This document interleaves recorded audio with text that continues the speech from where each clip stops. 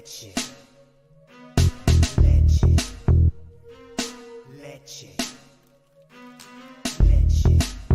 Get 'em, Jimmy, where low shack at? The bottle's getting nippy up the crack and we stacking chips, all of it's what I want. Plus money winners, that's what I'm on. You can say I'm gone. I prefer elevated pub sports radio. Time to get educated, get produced. Leave the juice letting loose with so much abuse that the bookies wanna call a truce. They getting slaughtered. Can't forget Jeff and low baggers in the chat. That's a lethal weapon 'cause we be pubbing.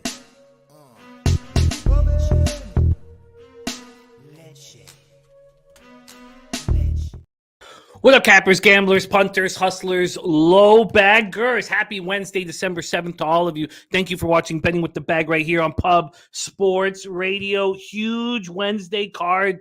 A good time of year for sports. 6 games in NHL, 11 games in NBA, and we've picked 10 games to break down in NCAA basketball. Let's go. The week begins for me. I mean, I had my big NFL show yesterday, but I care about betting with the bag, man. Wednesday through Friday. Let's get that cash. Let's roll. Andrew G in the house. We got Nut Flush Allen, Danny Lopez, NJ Striker, Jarek White, Spenny Penny Bombs. The group is ready to get to work, and let's get right after it because we have 6 games in NHL. JR says 7. Maybe I counted that wrong. 1, 2, 3, 4, 5, 6, 7 games in NHL. My bad. 7 games in NHL. And then we will bring on our guy. It's Darryl.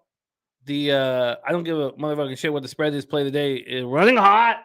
Running real hot. Mike M, JR, Serious Business, Jake Valent, DC Capper. I say we fire away.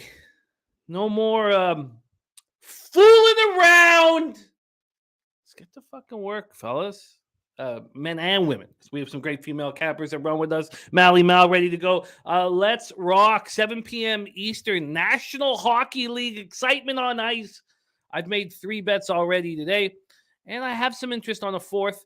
I moved on this game. Washington Capitals 11-12-4, 4-8-3 on the road at the Philadelphia Flyers 9-12-5, 6-7-1 at home at Wells Fargo Center in Philadelphia, Pennsylvania due to Darcy Kemper's injury. Charlie Lindgren expected to be in between the pipes 3-3-2, 3.32 goals against average, 8.95 save percentage.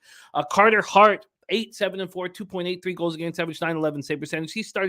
His numbers are starting to slip a little bit. They started out spectacularly well. Rocco Rogers took the under 6.5 at minus 130 this morning.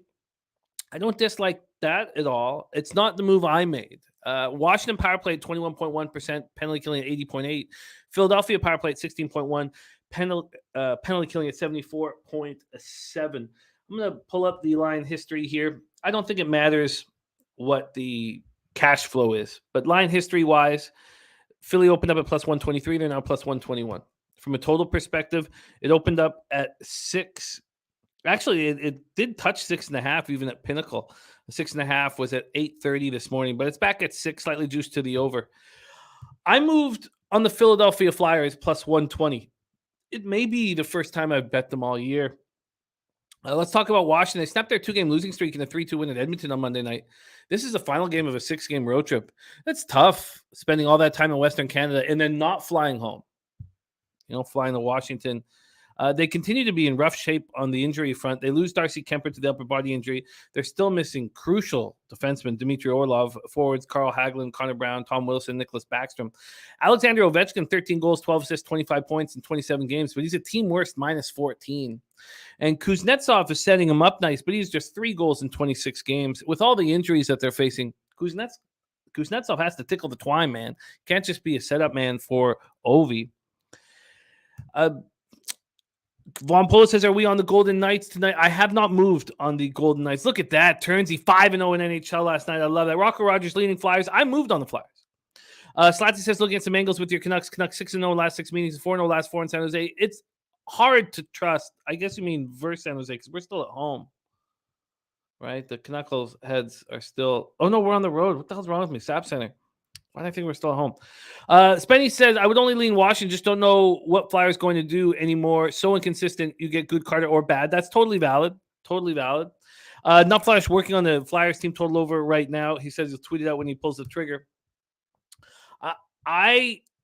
Okay, we don't know. It's possible, and it's also possible that none of them come back, but that Atkinson, Van Riemsdyk, and Wade Allison could come back for this. That's possible. All three are right on the cusp of returning and will be a big boost if they come back, especially Atkinson, Van Riemsdyk. But here you have the Flyers on the final game of a homestand, 5-game homestand, and against the Capitals, who have had now to fly in from Western Canada instead of going home to finish off a 6-game of a road trip. And it's just a bad situation for the Capitals. And they're not that good of a hockey team. I've taken their team point total under. I've taken their wins under. I've taken them not to make the playoffs, to plus 130. And Kevin Hayes has been really good this year. He's been so good. Losing his brother, his older brother, the leader of the family, the most popular guy in Boston for a while, to the fentanyl overdose, was really tough on him. He was also coming back. He had surgery in the off season, and then his brother dies. I can't understand. So his core muscle surgery as well. I can't possibly imagine a tougher season that he could have had. This year he comes in healthy, and this is who he really is. He's a 6'5", 220-pound dynamic centerman, a first-line centerman. If he was better in the face-off circle, he'd be the complete package. And he's having a great season, and he's been keeping this team afloat offensively. And I like him. Yes, DC Capper, 10 games in college basketball today. 10 games. So, and Andrew G saying, I like the Flyers in the spot. I would only step on them at a plus price. And JVR is back tonight. Andrew G says JVR is back tonight. That's what I wanted to hear. I would love it if Atkinson could come back too, but at least we get one of those guys back. And Van Riemsdyk will be a nice boost for the power play. So, yeah, I moved on the Flyers at plus 120. I just felt like I was getting enough risk reward on it. I moved on it. Flyers plus 120 starts my card. Let's move on. 7:30 p.m. Eastern. Next up, Buffalo Sabres, 11-13-1, 5-5-0 on the road at the Columbus Blue Jackets, 8-14-2, 6-9-1 at home. We're at Nationwide Arena in Columbus, Ohio. There's my guy, Wine Time Sports, in the house. And DC Capper, we have a beautiful 10-game college basketball slate as well, just to excite you guys, because I am 22-9 to start the season. And swept the board on Friday, 4-0, and haven't made a bet since sweeping the board, just kind of sitting in that glory. We start with DePaul, St. John's. Then we have Michigan State, Penn State, Siena, Georgetown, Cornell, Miami, Dayton, Virginia Tech, Nebraska, Indiana, UConn, Florida, Arizona State, SMU, Pittsburgh, Vandy. And then we shut it down with Towson, Clemson. So I'm very excited. Daby Cab will be joining us. I'm excited. We're running real nice. Back to the spot, Sabres, Blue Jackets. Blue Jackets are on the second half of a back-to-back. I simply don't trust them and don't want anything to do with them at any point. There's Razor Sharp picks in the house, coming off a nice 3-1 day. Respect, Razor. Craig Anderson going up against Jonas Korpisalo. Anderson, we expect to be in that. Comrie still hurt. Anderson 5-4-0, 2.87 goals against average, 916 save percentage. He's been fine. I imagine those numbers will drop a little bit as, he with Comrie out and him being the number one, and his body will probably break down at some point. Buffalo power play 27.4%. Their penalty killing weak at 70.6%. This is a great opportunity to back the Buffalo Sabres against the team that has no power play. With Werenski hurt, they're in big trouble. Their defense is just an absolute mess. But Zach Werenski is a power play specialist. I mean, he's spectacular at the point, quarterback in power play. But they're down 4 defensemen: Jake Bean, Boakfist, Blankenberg. And it sounds sadly like Voracek has played his final game in the NHL. The concussion symptoms are catching up to him. He's concerned if he's going to be able to live a regular life. And he is sounds like he's not going to play again. And it's too bad. Great hockey player. He really battled in the NHL, and I was a fan of his. Too bad. Sabres coming off their second win in 3 games, 6-3 at home versus Sharks on Sunday night. They've scored 19 goals over their last 4 games. Are the Jackets going to be able to go goal for goal with the Sabres? I don't think they will. Now, I was a little late to the party here. I had the NFL show last night, and I needed to get my NFL action out. I didn't need to, and I've only made 4 bets, and I've only bet on 2 games in the NFL. I have the Niners first half full game, and I have the Lions minus 2.5, and Lions team total over 27.5. But I just, so I could have got a better line. I guess that's and shit, that'll happen when you're capping all the sports. So you're gonna be late to the party at some points. I got in. Wow, I guess I wasn't really late. I thought I was. Let me go. I thought I saw minus 135 at Bet. Yes, Bet365 opened this at minus 135, and it was available all night. It's minus 170 now, which is wild. I got in on the minus one to still give me a plus line, minus 150 and plus 167. I believe I got a plus 106 line on the Sabres. I would like to pick on the Blue Jackets. I'd like to pick on them when they're at home. Gas report. I mean, I'm not. I'm nervous. But I think I'm going to tighten things up in NFL and cut my quantity a little bit. There's Sky Dragon in house. Great to see you, Sky Dragon. Jarek White says, "What do you think about the over 6.5?" I like it, but do we really? Why don't we just quickly go through Columbus's last few games, because you're going to need them to score. 2 at a minimum, but probably 3 goals if you want to cash that over 6.5. And over 6.5 in any Sabres game is a great look. Don't get me wrong, but the Blue Jackets have scored. They scored 1 goal against Pittsburgh. They scored 2 against Detroit. Now they scored 4 at Winnipeg. So they scored 2 goals in their previous 2 games before that. So in their last 5 games, they've scored 11 goals. Now, Buffalo is very weak defensively. So, it depends how you want to handle this. But at this point, with a Sabres team that scored 19 goals over the last 4 games, Jackets on second half of a back-to-back, I will dare the Jackets to be able to go goal for goal with the Buffalo Sabres. And I feel like I got a decent enough line to do it with. But, I could imagine Dennis Garcia going, how could you possibly back the Sabres as a road favorite at this number? And there's legit there. It's legitimate. It would have been better at minus 135. I still thought getting a plus line on the minus 1 was enough for me. But that is a legitimate thing that you could ask. Now, the Sabres are 5-5 on the road compared to Jackets 6-9-1 at home. Rez Mob cashing these Hawk season-long first quarter bets. Running nice. I love it. Okay, so Slatsy just bet the Sabres team total over 3.5 at minus 120. So and I also expect Korpisalo's numbers to improve. I think that's easy to say with a 3.51 goals against average, 905 save percentage. But I don't think he's as bad as his numbers have indicated over the last couple of years. And I think he gets his shit together a little bit here with Merzlikins not stepping up and taking the number 1 job. All right, so I'm on the Sabres minus 1, and we opened up with the Flyers at plus 120. Let's move on to the next spot on the board. Minnesota Wild, 13-9-2, 6-3-1 on the road at Calgary Flames, 12-10-3, 9-5-1 at home, Scotiabank, Saddledome, in Calgary, Alberta. Marc-Andre Fleury, 9-5-1, 3.04 goals against average, 895 save percentage, 1 shutout. Going up against Jacob Markstrom, 8-6-2, 2.97 goals against average, 889 save percentage. Could be Bladder. Markstrom's been bad, and that contract is just going to hurt the Flames as they move forward. I came very close to betting the Flames. Let's take a look at the line history here. And I did move on the over 6 at minus 120. And those of you who, roll with me know that 9 of 10 of my total bets are unders. But I did move on the over here. Calgary opened up at minus 146. They're now at minus 150. If I had a free side bet, I would put it on the Flames on the minus 1 line. I moved on the over 6. I got minus 120 at Bet365. It's at minus 113 now at Pinnacle. Open at minus 111. See what it is at Bet365. It's still it hasn't moved off that minus 120 at Bet365. Don Play says this is an under spot. I'm on the over. I don't think that the Wild are playing any unders. And this goal, when you have 2 goalies that can't have a 900 save percentage, I can't look under. You also have 2 power plays that are both hitting over 20%. Minnesota at 25.6%, penalty killing at 80.8%, Calgary power play at 20%, penalty killing at 79.8%. I do. I hate these teams very much. Cheshire Cat, you're right.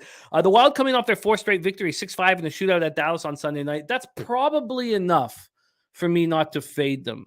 They've beaten some pretty good teams, and even though the Maple Leafs made short work of the Dallas Stars, they're still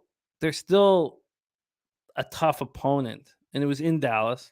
Jonas Brodin is out still, and so is their right wingers, Ryan Hartman, who's also an important centerman for them, and Brandon Duhaime. And Kirill Kaprizov is hot right now. And what's the difference that's happened in his hot streak is Joel Eriksson-Ek is starting to feel some confidence offensively for the first time. And he's playing the way I always dreamt he could play. But Kaprizov is just white hot. He's on a 12-game point streak. And he scored 8 goals and 11 assists on that streak. And Eriksson-Ek is on a 6-game point streak, 3 goals and 7 assists over those 6 games. And I don't trust the goaltending, and I know the Wild can score. Flames coming off their 3rd win in 4 games, 3-2 at home over Arizona on Monday night. And I agree, they're not an over hockey team. So I can understand why you were thinking of the under in the spot on play. I completely understand that. But Huberdeau is not, I guess the foot injury is still affecting him. He's got 4 goals in 22 games. And I just think the Wild are playing fast-paced offensive hockey right now.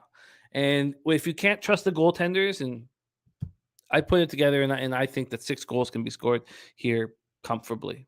So I'm on it. Over 6, minus 120. And if I had a free bet, I'd probably take the Flames, but I'm not going to choose to get in the way of this Minnesota Wild winning streak. So there we go. Mike M says, I think this is a really good Wild spot tonight.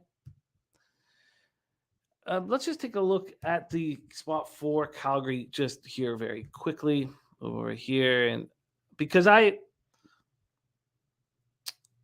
Wild are playing good hockey right now. And if it's Markstrom too, then you have a goalie that's completely questioning everything that he's doing right now. And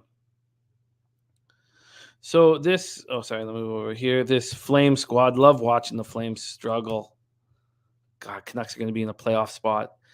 They didn't just have the worst defense and goaltending I think I've seen in the NHL. So this is their 5th game of a 5-game homestand for Calgary. Going to hit the road for 3 after this. I'm fine. I'm not going to get in the way of Minnesota.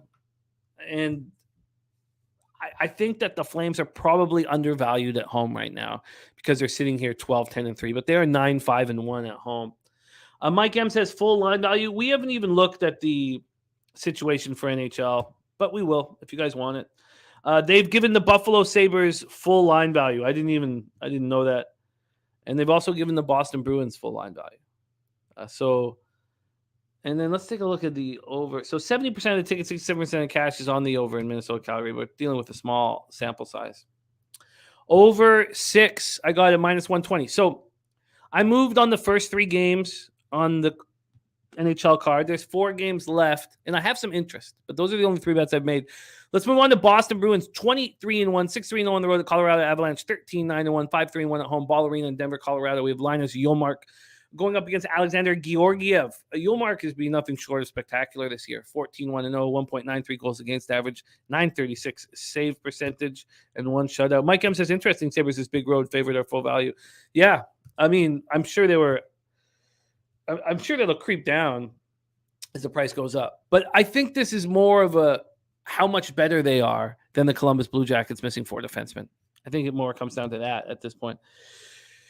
Spenny says, I have to take Colorado as a home dog. I don't care if it's against Boston. They just played that tough game against Vegas. Now have to fly to Colorado, and he's on the Avs at plus 155.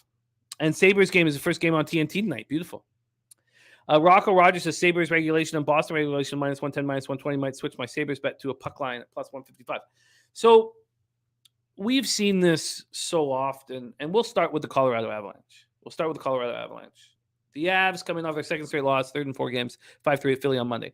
Nathan McKinnon, a spectacular top 5 player in the NHL, top 3 player in the NHL, will miss 4 weeks because of an upper body injury. He leads the team with 34 points in 23 games. He plays 21.53 a game.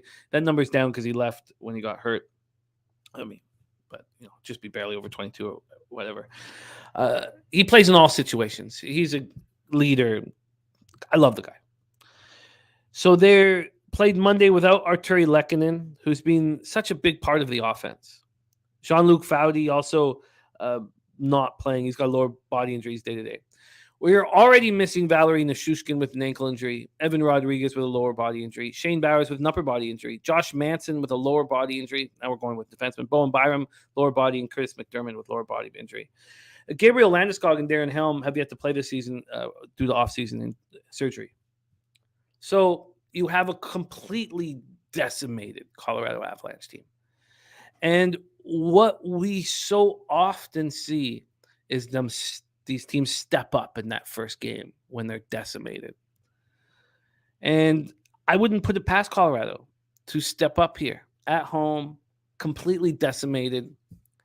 And then what exactly does that mean, them stepping up against the best team in the league? First off, Colorado's penalty killing has improved a bit, and it needs to when you play a team like Boston. Boston power play at 29.4%, Colorado at 31.8%, Boston penalty killing at 84.6%. Bruins coming off their first home loss of the season, 4-3 in a shootout to Vegas on Monday. They're a healthy group. So if you think, like I do, that Colorado is capable here of playing that one incredible game with missing all of these players, which we so often see, I still don't want to bet them. I still don't think this is probably the number that we should receive on them. So then what do? Then I think you look at the total. Now, this is probably a nice opportunity to look at getting under Boston, as a road favorite here. The problem is that Boston could get that empty netter if they're up, that could devastate this whole bet. But the under 3 is at a huge plus price. If we think that Colorado could have a difficult time scoring with all these injuries, but are going to play hard, then maybe the under 6 is in play. The game says they were decimated last game and lost to the Flyers. Yeah, no, you're absolutely right. But there were big differences there. The first difference is they were in Philadelphia. The second difference is they had their captain in the lineup for that game. So now they don't have their captain, and they're playing at home. And Slides says, and they released Galchenyuk. He's not going to play in the NHL again. It's shocking what's happened to him. But, man, you got to focus on hockey and not partying, You can party after your career. I don't understand. I mean, you got a long life ahead of you. Party afterwards. But so I guess I'm really interested in the under. I think Colorado plays this very tough at home. I think there's not a chance I'm going to bet Boston. Jake Valence says no goal in the first 10. I think it's a very interesting way of looking at it. But I wouldn't put it past Colorado to slip one in the first 10 minutes and ruin that whole thing. Maybe the spot would be first period, Bruins under a half. Let's see what that would be. First period. Let's go to first period team total. First period total. Oh, let's go to first period team totals. I would think that. Oh fuck! That's right. The same game parlay. Yeah, I guess when it comes down to it, I think that it's going. This is about as hard as we're ever going to see Colorado play with all these injuries at home, off of a loss. Trot Wham in the house. What up, Wham? Picks from Dave. So, Mike M saying Bruins have lost 4 straight versus the Avs in Colorado. It's a revenge spot for the Avs, getting beat up by Boston, and good players step up with injuries. I still can't take. I just don't have the balls to do it. What I'd rather do is take something that correlates with the Avalanche playing really good hockey here. There's our guy Big Show Picks in the house. Spenny says Mike M gets it. Look, Spenny, I will cheer for you heavy. Bill McDonald knows. But I think that the move for me is the under. And at that point, would I prefer an under 1.5 first period? I do have a little concern about the Avalanche coming out fired up. Which means that There's sometimes when you're looking at multiple bets in the game, you're like, God, maybe I got to cut my unit size in half to confidently make these bets. If you take the Bruins not to score in the first period, it's plus 160. It's probably a little too risky. I guess the look would be to take the Avs first period at plus 120. Is that the right risk reward? Okay, I'm gonna have to think about this. Yes, Matthew Green, we will move on. But I'm gonna put first period Avs and under 6. And then I will figure out how I will add that. Okay. And Bo Jackson's Avs could also pick up their 45th loss against the Atlantic. And there's some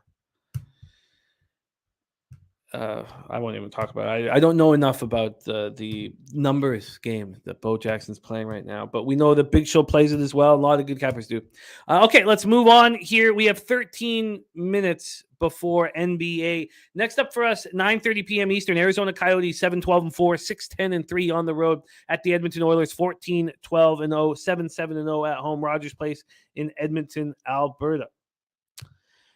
Carol Vejmelka going up against, we think, Jack Campbell, but it could not. I mean, it's possible that it's Skinner. It's possible that Campbell gets sent to the minors. We don't know what the hell they're going to do with Jack Campbell right now. Campbell's been bad. 4.12 goals against average, 872 save percentage. Arizona power play at 22.1%, penalty killing at 76.8%. Edmonton power play at 29%, penalty killing at 70.3%. Let's go into the line history here for this spot for Coyotes Oilers. We have the Oilers opening up at minus 305, down to minus 278. It's absolutely ludicrous the Oilers could be this big of a favorite with their lack of depth at forward. This total at 6.5, open slightly juiced to the over. Now it's quite a bit juiced to the over. Coyotes come in off their 5th straight loss, 3-2 at Calgary on Monday. Now, it's a little better than it sounds. I mean, they're playing as well as they can play. 4 of the 5 games were decided by 1 goal. 2 of those games came in the extra session, 1 in a shootout, 1 in overtime. They have a 22-year-old Finn, Matthias Michelli, 4th-round pick in the 2019 draft, who's really good, very thoughtful pass-first winger, going to be a power play specialist, a small but skilled, now second on the team in points behind Clayton Keller. They have another 22-year-old, a Swiss native, J.J. Moser. He's leading their defenseman in ice time. Jacob Chikrin has come back, and he's looked very good. Obviously, he's being showcased to be traded. 3 goals, 3 assists, 6 points, 7 games, and he's a +1. The Oilers coming off their second loss in 3 games, 3-2 at home to Washington on Monday night. We've talked about how little depth they have. They lose Evander Kane, so now they have their big 4 in McDavid, Draisaitl, and Hyman and Nuge. Now Hyman's hurt. So if you look, who do they have after, you take Hyman and Kane out of the lineup, and then who can you trust to maybe get a goal? Ryan McLeod, he's hurt. So you have nobody. So, the bet should be on Arizona. I'm not going to bet on Arizona. I don't think I'll bet on Arizona all year. But you can't possibly take the Oilers at this number. And the Oilers you got to find places to fade them moving forward until they get, we're not sure how long Hyman's going to be out for at this point. But they are must fade moving forward, and especially when we can try and catch games where McDavid and Draisaitl are tired. You're going to see them break down in third period. They're a live bet against as well. You see the Oilers get up early against a good team. You bet against them, but I can't. Wham bam! I cannot take the Yotes. Although the Oilers are a legit fade. Let's move on to the next spot on the board. 10 p.m. Eastern, New York Rangers, 12-10-5. It's wild to think that they would win in regulation just 12 of 27 games to start off the year. At Vegas Golden Knights, 19-7-1, 7-5-0 at home. Look at that home record for the Golden Knights. It's something to keep an eye on. If we're going to be able to get huge numbers fading them, I mean, they've won 7 of 12 home games in regulation. We're at T-Mobile Arena. Igor Shesterkin going up against Logan Thompson. Jake Valencia and Yamamoto still scoreless. Yamamoto is a player. He'd never be on my hockey team if I managed or coach. I wouldn't allow that just a small forward who needs the puck. Doesn't have the speed to get it on his own. Can't help on the forecheck. I would just I would get somebody to create an image of a hockey player. I'd give them the, how fast, how tall, how heavy, and say that player's not allowed on our hockey team. So don't ever draft him. So Yamamoto is just, a fucking waste of space to me. And no disrespect to him because he's fought hard to have a career, but you want players that are tough to play against. Fucking Yamamoto's not one of them. Rangers Golden Knights here. Rangers stopped their 2-game losing streak with a 6-4 win at home over the Blues on Monday night. Philip Hedl is day-to-day with a lower body injury. Maybe that will help them. Maybe they'll start winning faceoffs now without him. There's our guy, Ick Schnizzle. Bucks Kings over 235. Says that over is hitting this matchup since 2013. Thanks for sharing that with us, Ick Schnizzle. I've got that here. We're almost into NBA. So I got that here locked in. Xcal says, fade the Rangers. You have every right to want to do that, except for the fact that the Knights are 7-5 at home. Shesterkin, 11-4-4, 2.67 goals against average, 910 save percentage. Just got to the point where he's not playing well. That's just straight up. He's not playing well, probably in his head. Logan Thompson, 13-5-0, 2.55 goals against average, 921 save percentage, 2 shutouts. Very similar power plays. And then the penalty killing is a little bit better on the Rangers side. Let's take a look at the line history here for this one. Here we have these Knights opening up minus 148. They're now minus 143. So there's been a move towards the Rangers. Look, I would take the Rangers if I had a free bet here. But something's not quite right with them. Knights have won 3 of 4. They come in after handing the Bruins their first home loss of the season, a 4-3 shootout victory on Monday night. Jack Eichel and Alex Pietrangelo are both out day-to-day. Neither played versus the Bruins, so they were fine without them. Vipers on that over as well. So I guess I just don't see an angle here that I can trust. Other than I think that the Rangers have been playing better on the road than they've been at home. And Vegas coming off that huge win in a shootout without Eichel and Pietrangelo. I would have interest in the Rangers here. But it's tough. You fly from New York to Vegas. So they flew in yesterday. This is just, I don't feel this to be appealing on any stretch of the imagination. So, let's just move past it. Let's talk about the final game on the card, 10:30 p.m. Eastern. Vancouver Canucks 11-12-3, 6-6-2 on the road at San Jose Sharks 8-16-4, 2-8-4 at home. We're at SAP Center in San Jose, California, where the Sharks have been abysmal. They've won 2 of 14 games at home in regulation. Just absolutely abysmal. But I don't know how you can trust this Vancouver Canucks team.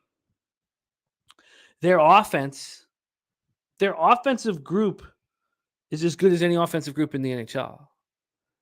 Their offensive group is top 5. It's elite. They're so good. And their defense and goaltending is the worst in the NHL. And it's the worst I can remember. Like, I can't remember seeing more pitiful defensive play and goaltending play. And that is such a wild situation to have such incredible force. And the idea that they would sign Besser in the offseason is still just fucking mind-blowing. When you know what you have, and you're getting some players at a decent price like Kuzmenko, who's almost a point a game. The guy's a stud. It's just nuts to watch the Canucks team. And I don't know how you could make a move on them comfortably, unless they're a big dog or unless they're down big like they were 4-0. You could have got 12-1 on your money, 4-0 against the Habs. And I was surprised it was only 12-1. No, something. I did not get a chance to see the women's TCU and George Washington team brawl, but I'm interested. I'm interested right away. So, yes, I've made 3 moves, Mally Mal. I tweeted them out earlier, and I'll go over them, and I'm close to another one. But let's just finish this off, this one here. The Sharks coming off their 3rd straight loss, 6-3 at Buffalo on Sunday. Nieto and Sturm are out for the Sharks. And you're a good man, Ick Schnizzle. We love you. We had so much fun having you on our live stream coming to us from Houston, man. Love it. Matthew Green says over 6.5 minus 120 good for San Jose, Vancouver. That's another thing. After I see 13 goals in the game, a lot of people just have a bias towards it and think it's going to go over again. And I'm not saying it's not going to, and that's the only way you could look. But this went up to over 6.5 minus 123 Pinnacle, and it came back. There's only been a 5-cent move. I imagine when we look at the cash here, well, just 55% of the tickets are on the over. The Canucks can't play the way they played against Montreal. I mean, Boudreau's not going to sit back and let them play this weak defensive hockey, even though that's all they can. Cheshire Cat says Quinn Hughes was great on defense the other night. I mean, sure, but that 6-5 goal he scored on our own net. Look, I like Quinn Hughes, but I don't know what you can possibly do with the Canucks unless they're a dog or unless they're behind. I understand wanting to fade the Sharks. I understand. And Cheshire, look, I think he's probably the best power play defenseman in the NHL. So I love him. I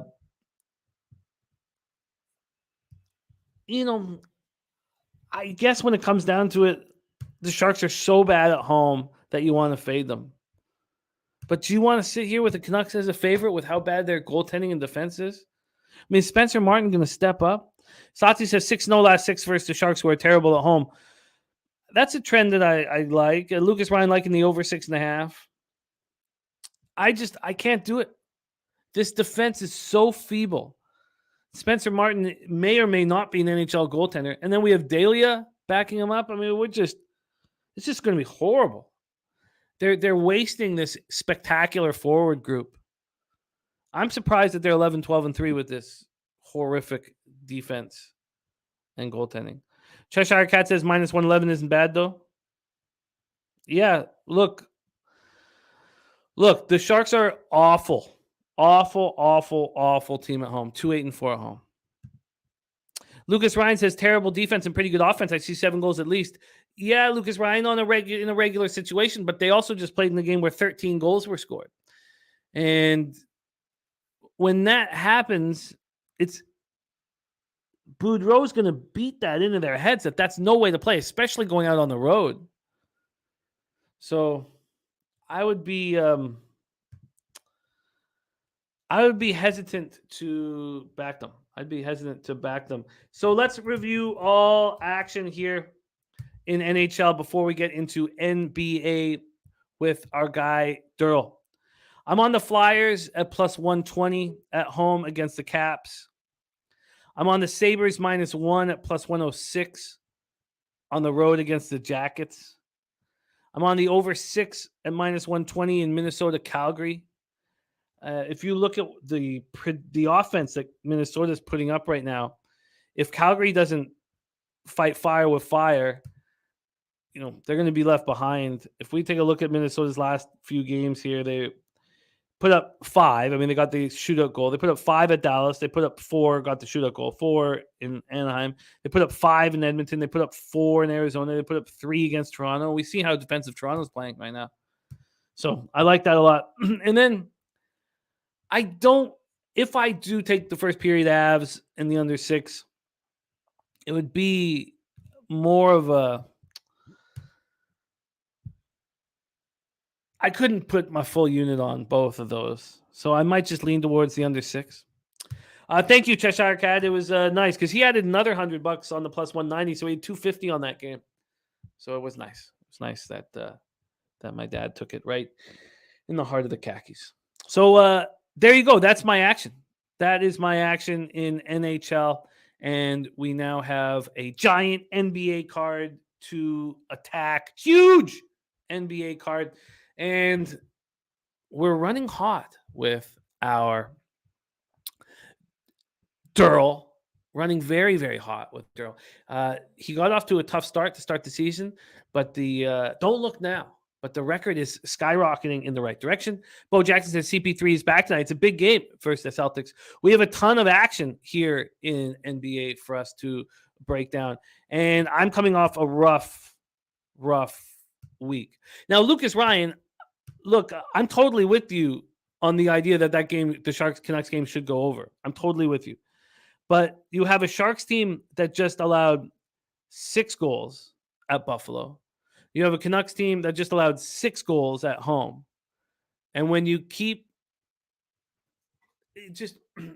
if you keep expecting that to happen, we know that the coaches are ripping the hair out trying to get them to play defensive hockey. So that is my concern for that. Spenny Pennybomb says Luka triple-double last night, plus 625, and the Dawn does it again. Well, let's get to work. It is time for NBA. We've already been given a look from Schnizzle. He's on the over 235.5 in Bucks Kings, and that move was backed by our Viper NB. But it's time to bring on your star of Wednesdays in NBA. So without further ado, it's time to hit the hardwood. Please welcome to the show, coming to us from Los Angeles, California, it's Darryl, baby. Yo, what's good, Jay? What is good, man? It is another beautiful Wednesday. Peace and love to everybody in the chat, the Low Bag family. Appreciate this opportunity again to talk some ball with you, man. As we always say, any day on this side of the grass is a good day. Good day. And Darryl, you're running hot. You are running hot, starting to get clarity after a quarter way through the NBA season. Are you feeling that as well? Yeah. I feel like I've seen it's kind of off and on, but I am seeing the board a little better now, if you will. So I think it's around this time to where I've always had these slow starts, right? Always had these slow starts, and even with the best better game, slow start in the beginning, just kind of had to gradually turn that around. But I think this is during that time, this month moving forward, man, where I just start seeing the board really well and start really understanding how, rhythms and patterns are working with these teams and what they've got now. That you've had every scenario possible, right? Where teams have played back-to-backs, back-to-back travels, home stands, away, road stands, if you will. So you've seen every scenario at this point. Even though the NBA is working a little different with playing these, they're playing, the same teams are playing back-to-back games, if you will. So it's kind of different scenarios that create new angles, but at the same token, I think I've got some things worked out, man. So I'm happy about that. Well, there's Ragu in the house. A slow start, okay in a marathon. Slatzy said, Jimmy, if I tell Alex Galchenyuk to play better, doesn't mean it's going to happen. That's the same as Boudreau telling the Canucks to play better defensively. Yeah, you can't say play better defensively when you have a weak defensive unit, but you can have a road-style hockey game because we know how to win on the road. And if a player doesn't back check and get the puck in deep, you can bench him. Yeah. So that's all I'm saying. And you're somebody giving you slack about the NHL? No slack. No, I love Cabin with Slatzy. Yeah, you can change the mentality of a hockey team when they're in a 5 or 6 game homestand and now they get out on the road. Right. And that's all I'm saying, Slatzy. And if you want to jump on the over for that game with both teams allowing 6 goals in their last game, I will cheer you on, my friend. I will cheer you on. But let's head to the hardwood right now. We got It's Darryl in the house. A great group of cappers in the chat. A lot of great. Shout out to those guys, man. We get in trouble for calling names, but Wham is my dude, man. So I appreciate that guy's support. He's been around for a long time. Everybody from Big Ragu to Jake to Don Play, all these cats, man. They just a solid group of individuals. So I know I get in trouble for saying names, but let's get that work. Let's get that cash. 7 p.m. Eastern, we start. Los Angeles Clippers, 14-11, 7-5 on the road at Orlando Magic, 5-24, 9 at home at Amway Center in Orlando, Florida. Clippers 3-2 over the past 5. Kawhi and Paul George back in the fold, playing at a pace of 100.10 possessions a game. Orlando 0-5, playing at a pace at 98.20 possessions a game. We'll start with the line history here. And we have these Magic opening up at home at +6. They're now +7. From a total perspective, it opened up at 218.5 and has dropped to 216.5. From a cash flow 5,424 tickets in, 44% of the tickets, 66% of the cash on the clip show. And then the total is just up in the air. 48% of tickets, 54% cash on the over, but it's dropped a couple points. So they're on this 4-game Eastern Conference road trip here. Yeah. They snapped their 2-game losing streak with a 119-117 win at Charlotte on Monday night. Leonard played for the first time in 7 games, 16 points, 6 boards, 28 minutes. George also played 28 minutes, 19 points, 7 assists. Norm Powell out, but his group is almost back. Luke Kennard back after missing 9 games. Magic come in off their 9th straight loss, 109-102 at home to the Bucks on Monday. Banchero, second career double-double, 20 and 12, and put up 7 assists as well. And they are raving about having Fultz in the lineup. Markelle Fultz went for 20 in his 4th game back from injury, and they're all talking about how much fun it is to have him on the court.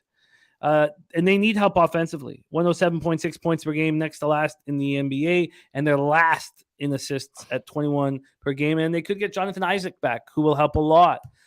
Viper has Orlando 2-5-1 against the spread in last 8. Spenny Pennybaum's on the over 29.5 points, rebounds, and assists for Banchero. LJ from H-Town on Zubac for at least one steal. Darryl, take it away. The floor is yours. Clippers Magic. Yeah, man. I wrote a lot of notes for today's slate, right? But with all these games, one team or one game I didn't spend a lot of time on was this one. You know what I'm saying? Yeah. You know how to, man, fuck this game. Come on, man. What are we doing? Right? Okay, but just for the sake of dialogue, right? Let's look at something. I did see a comment where Mally Mouse said, if you have been fading Orlando first quarter, you've been cashing tickets. And he's right, because the first angle when I go in and cap games is the first quarter. Right? They are just a fade team in the first quarter. Now, what I wrote was this game stinks. Data shows total at 219, home by a half a point. So actually, Orlando should be winning this game just based on the data, right? The history of these matchups, if you just look at how they play, and this has just been going on for years, these games either go under or it's a push. Under or it's a push. And this is when the total's at 213. This is when the total's at 215. These games between these two teams just go under. Right? So I don't know if that's just a spot you look at really with just taking these teams under. But now you're starting to get a little more healthier Clippers team. You have Kawhi, Wheelchair, we like to call him, and you have PG-13. Right, that should be able to give you some good scoring opportunities here. I just don't trust a team that's kind of in the middle of getting their feet back under them, if you will. And we're never even trusting Orlando with anything at all. So I did look at this is the beginning of a back-to-back for the Clippers, right? And Orlando gets mopped early in the first quarter. That's a fact. But the Clippers, as of late, has also been scoring low points in the first quarter. So it's not one of those things that I really trust to just say, hey, give me the Clippers at -2.5 first quarter, because they haven't been scoring as of late either. So for right now, I'm just off that game. But I couldn't talk you off the under the total if you're playing this game. Do you think that one of Kawhi and Paul George doesn't suit up tonight so that they'll have at least one in each game of this back-to-back? I mean, what are we doing here? And I was listening to a pod, and they said the Clippers organization doesn't even know Kawhi's status, right? They just go in and say, "Hey, Kawhi, you playing today?" And he's like either yes or no. So I don't think there's really any method to their madness or any type of organization that they have in dealing with Kawhi. It's almost like if he wants to play, he'll play. If he doesn't want to, then he's not. So if he does play, then yeah, you probably write him off for the next game. But I just don't know. That's another thing. Like, this organization is really kind of in the dark on how they're showing people how they're playing Kawhi. So I just don't get it. Marquand Fitz likes the Clippers. I expect either one of Kawhi or Paul George to sit tonight, and then the other to sit tomorrow. It's not. Yeah, Wham says wheelchair without PG will lose. I'd find, even though you'll, instead of getting the 7 and get the 5, if it's just Paul George, I'd be very concerned that the Clippers take care of business. If it's just Paul George and not Kawhi in the lineup, then I would be interested in the Clippers at a smaller number. You'll probably get it, but I mean, this is a game that you probably want to go all out for because Miami is getting healthier, right? So if you got to go to Miami, I mean, it's in-state travel, right? It's a short flight from Orlando to Miami, but still, you don't want to risk losing both these games. So maybe you just don't trust the team that much, and that's one thing. Because if you don't, neither of the players get up, they already know that they're going to win this game. They don't need their star players to win the game. And I just think Orlando could creep in for a backdoor cover. So, you're going to have to win a game because you're probably not going to beat Miami, especially with the L that Miami came off against Memphis. That didn't have all their set pieces, didn't have Ja. So this one here. It's a hit or miss for me. No, I feel you. I feel you. And Spenny says if they were both in tonight, it would be listed right now. They're waiting to see who sits. Yeah, but so with that. Why did that number shoot up so quickly, though? I mean, I'm seeing 7s now, so one of them is going to play. Yeah. So, okay. if you want the Clippers, I would wait to get a better number once one of them is announced out. And if it is Kawhi announced out, I might have some interest in the Clippers as well. Let's move on to 7:30 p.m. Eastern. Charlotte Hornets 7-17, 3-9 on the road at Brooklyn Nets 13-12, 8-5 at home at Barclays Center in Brooklyn, New York. Charlotte 2-3 over their past 5, playing at a pace of 101.2 possessions a game. Brooklyn 4-1, playing at a pace of 96.7 possessions a game. Move over to the line history here for this one. Here we go. Brooklyn opening up as huge 9.5-point favorites. They're now 10-point favorites. Mm-hmm. This total opened up at 221, now 222.5. We get over to the cash flow for this one. 5,982 tickets in. 45% of the tickets, 70% of the cash on Charlotte. Look, I don't blame them. 10 is probably too many, even though I think Brooklyn's bet on right now. 35% of tickets, 71% of cash on the under. So some sharp money on the under, but it's gone up 1.5 points, which is hard to quantify. Charlotte playing 101.2, but Brooklyn playing at that pace of 96.70 possessions a game. Charlotte comes in off their third loss in 4 games, 119-117 at home versus the Clippers on Monday night. Oubre for 28. PJ Washington, after going 0 for 13 on Saturday against Milwaukee, he goes for 26. It was a nice bounce back for him. Nets had their 4-game winning streak snapped in a 103-92 loss at home to Boston on Sunday. They're 12-3 when allowing less than 110 points. KD went for 31, but 8 turnovers, 4 in the fourth. Kyrie, 7 of 21 from the field, which he has not been doing a lot of. That's his worst shooting performance since coming back from that 8-game suspension. And another game without Ben Simmons. He tweaked his calf. He's going to sit again tonight. So what? Which means you get Joe Harris in the starting lineup. And Joe Harris heating up, starting to hit his outside shots. Yeah. Take it away for us here, Darryl. Hornets, Nets. You ready for this shit? You ready for this? I think so. Give me Brooklyn first quarter -3.5. I don't give a fucking shit what the spread is. You ready for this? Here's my analysis. I don't give a fucking shit. I don't give a fucking shit. So yeah, I don't give a fuck. I don't give a fuck. I don't give a fucking shit. I don't give a fucking shit what the spread is.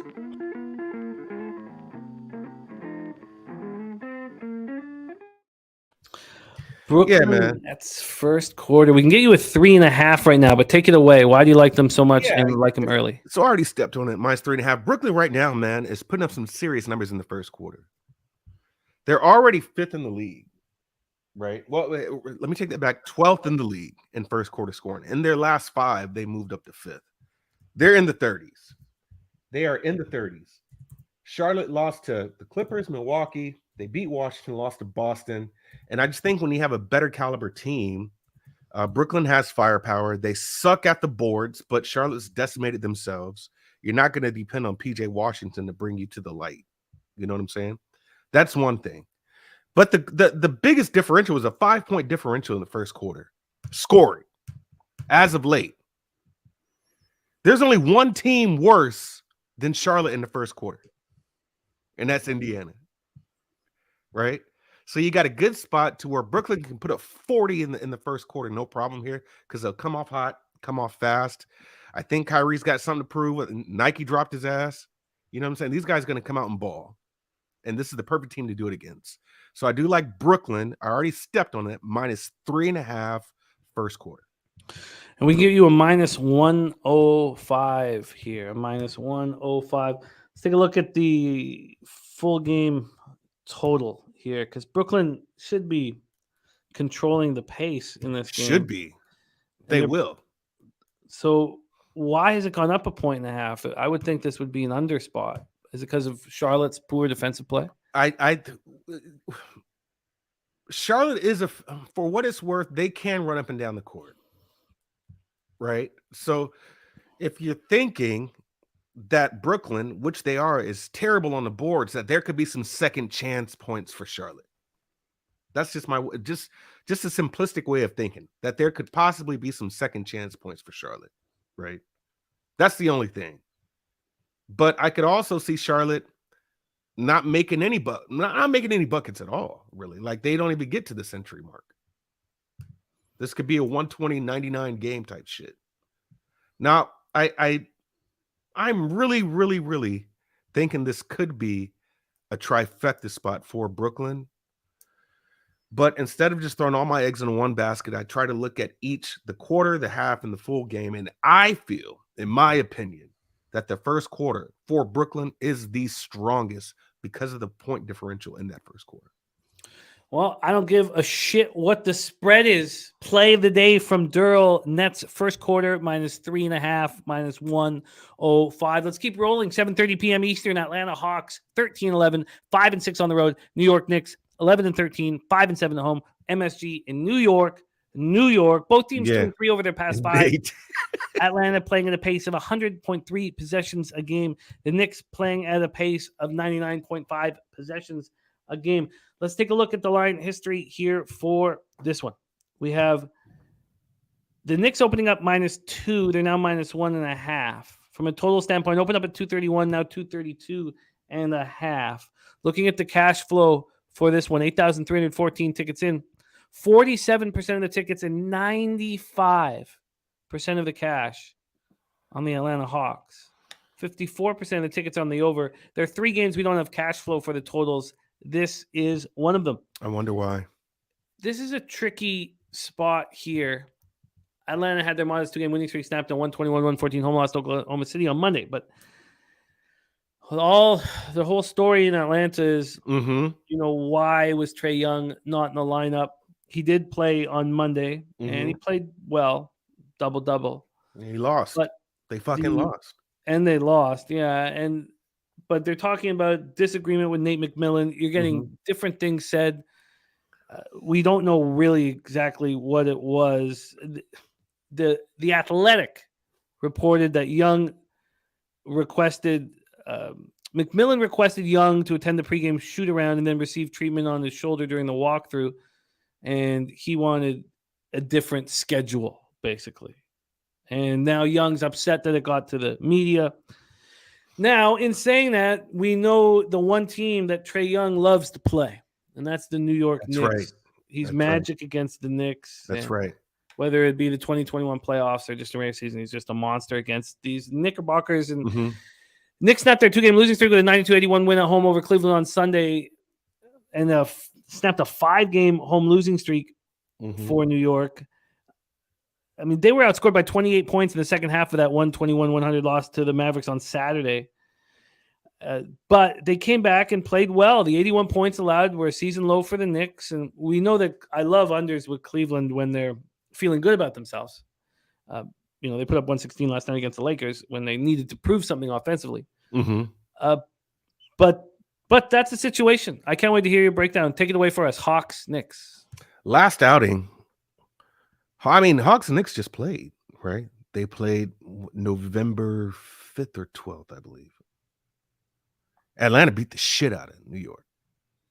Now you go to what you've already said, back to MSG, where Trey loves he loves to play there. He got spit on there. So he's always got some kind of issue. And personal vendetta, if you want to call it that, with the Knicks and specifically that New York fan base.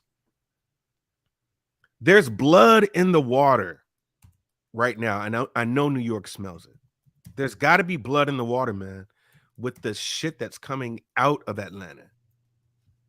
Now, we had the same drama happen, and I remember this was shit when I was in Texas with Collins wanting in and out. He wasn't getting the ball like he should have, and that's kind of carried on. And now you got this Trae Young issue, and it's just when teams don't like coaches, man, you can definitely tell. And you should not have lost to OKC. Now, I say all to say I'm not playing this damn game. I'm not playing this damn game at all. Just looking at quarters. Huge drop in points for the Knicks in the first half. Like a 10-point drop, bro. Where they were scoring at one time about 59.8 points, and now they're down to 50 in the first half. While Atlanta has shot up to 63 points in the first half in their last three. So if I'm looking at this game, the spread is low enough to where just looking at the points, you should see Atlanta do something in the first half. And then maybe there's some adjustments made in the second half for New York. Only because there's just a huge drop. Now, maybe it's just because of the teams they've played. The thing that's a red flag for me is that you should not have lost at home to OKC. You shouldn't have. So maybe because there was issues with Trey and the head coach, and now that it's been a couple of days, it's kind of been fanned out, or that maybe they've gotten together, talked about it, and you should see Atlanta get up here. But New York needs to be, they need to do something, man. And this is a game that you can win. You did beat Cleveland, but like you said, you lose to Dallas and Milwaukee at home. You beat Detroit and you lose to Memphis and Portland, right? So you've got to have some kind of rhythm going with these L's that you're consistently getting, and then getting one win, 2 L's, 1 win again. You think the Knicks should get it done here? I'm really not too sure. There's not too much I like about this game at all. At all. At all. So huge pass for me. Yeah, I get it. The Hawks have been such a disappointment here. I mean, the Knicks just saw what happens if they play as tough defense as they possibly can. Yet this number is up at 232 and a half. 232 and a half when these two teams don't play with a ton of pace. So obviously they're expecting efficiency. And you have, we don't know, 54% tickets on the over and nothing on the under. I mean, I'm not going to go up against this line move, but it doesn't really make sense to me that that the Knicks just succeeded playing their best defensive game. I guess they're saying that the Hawks don't play defense. And well, that's not really true. I just think there's a lot of mental issues going on there, right? I think just the physicality of the game, these guys can handle that. But when you start having issues with players and coaches, it's all mental at that point. And these guys, if they can collectively work together, they have DeJounte Murray there who can play defense, right? It's just about really gelling, man. Cohesion's everything. And right now it's not there. These guys are not being cohesive. All right, well, I'm not going to go up against this move here. That's gone up 1.5 from the opener at Pinnacle. Mm-hmm. Let's move on. 7:30 p.m. Eastern. Los Angeles Lakers 10-13 now. 10-13 now. 4-7 on the road. Raptors 12-12, 9-3 at home. Scotiabank Arena, Toronto, Ontario. Lakers 3-2 over their past 5, playing at the pace of 101.5 possessions a game. Raptors 2-3 over their past 5, playing at a pace of 98.9 possessions a game. Toronto speeding up from where they were playing pace-wise as of 2 weeks ago. Let's take a look at the line history here for this one. We have the Raptors opening up at -6.5, now -9.5. Obviously, well, I mean, we all knew that AD wasn't going to be in the lineup, so I don't know. When did that move take place? Let's just see. Was it? Okay, so I imagine it probably took place. It didn't. This line came out at 7:27 this morning. It came out at 7:27 this morning, and it lasted for 1 minute. Yeah, you know why. You know why. 6.5 to 8.5. I see 9.5 now. Yeah, now. But that was in 1 minute from 7:27 a.m. to 7:28 a.m. Mm-hmm. So the line was just put out wrong, I guess, without AD on the lineup. Total's gone from 226 to 229. Take a look at the cash flow in this one for 6,691 tickets in. It's 50-50 on the tickets, but 81% of the cash on the Raptors, 48% of the tickets on the over, 96% of cash on the over. Lakers on the second half of a back-to-back after having their 3-game winning streak snapped. 116-102 loss at Cleveland last night. AD was sick, left after playing 8 minutes. He scored 55 points and 17 boards in that win on Sunday, 22 of 30 from the field. Yeah. He scored 44 points in the win over the Bucks on Friday. Thomas Bryant getting that big ass down low, helping up the squad. James scoring 21, 17 boards. Spider, 43 points. But Lakers 2-1 halfway through a 6-game road trip. Started the season 2-10. They've won 8 of 11. Yeah, man. Let's talk about it. Raptors coming off their third loss in 4 games, 116-110 at home to the Celtics on Monday night. Take it away for us, Darryl. Lakers, Raptors. Yeah, so if you tell me yesterday we cashed that Lakers first quarter, right? When you see a line move as quick as it did, that's for certain that AD is going to sit out. But LeBron dealing with that foot, he's probably a possibility he might sit out, and the line's going to be prepared to move some more. That's what that is right there. Lakers, surprisingly, man, 7th in the league in first half scoring. First quarter scoring, they're a little down more. Do you know who's worse in the first quarter than the Lakers? Right under the Lakers? No. Toronto. Toronto is right under the Lakers when it comes to first quarter scoring. I hope LeBron plays this game. I'm just hoping. But I'm going back to the well with this, with the Lakers' first quarter scoring. I watched that Cleveland game, man. They had so many opportunities to actually start stretching out the leads that they would have for maybe just a couple of seconds. And they came back. They really, really stopped Cleveland going on these runs. I mean, they would go on these 10-5 runs, these 15-4 runs, but LA would be back into it. The game got away from them second half, right? Last part of that third quarter, moving into the fourth quarter.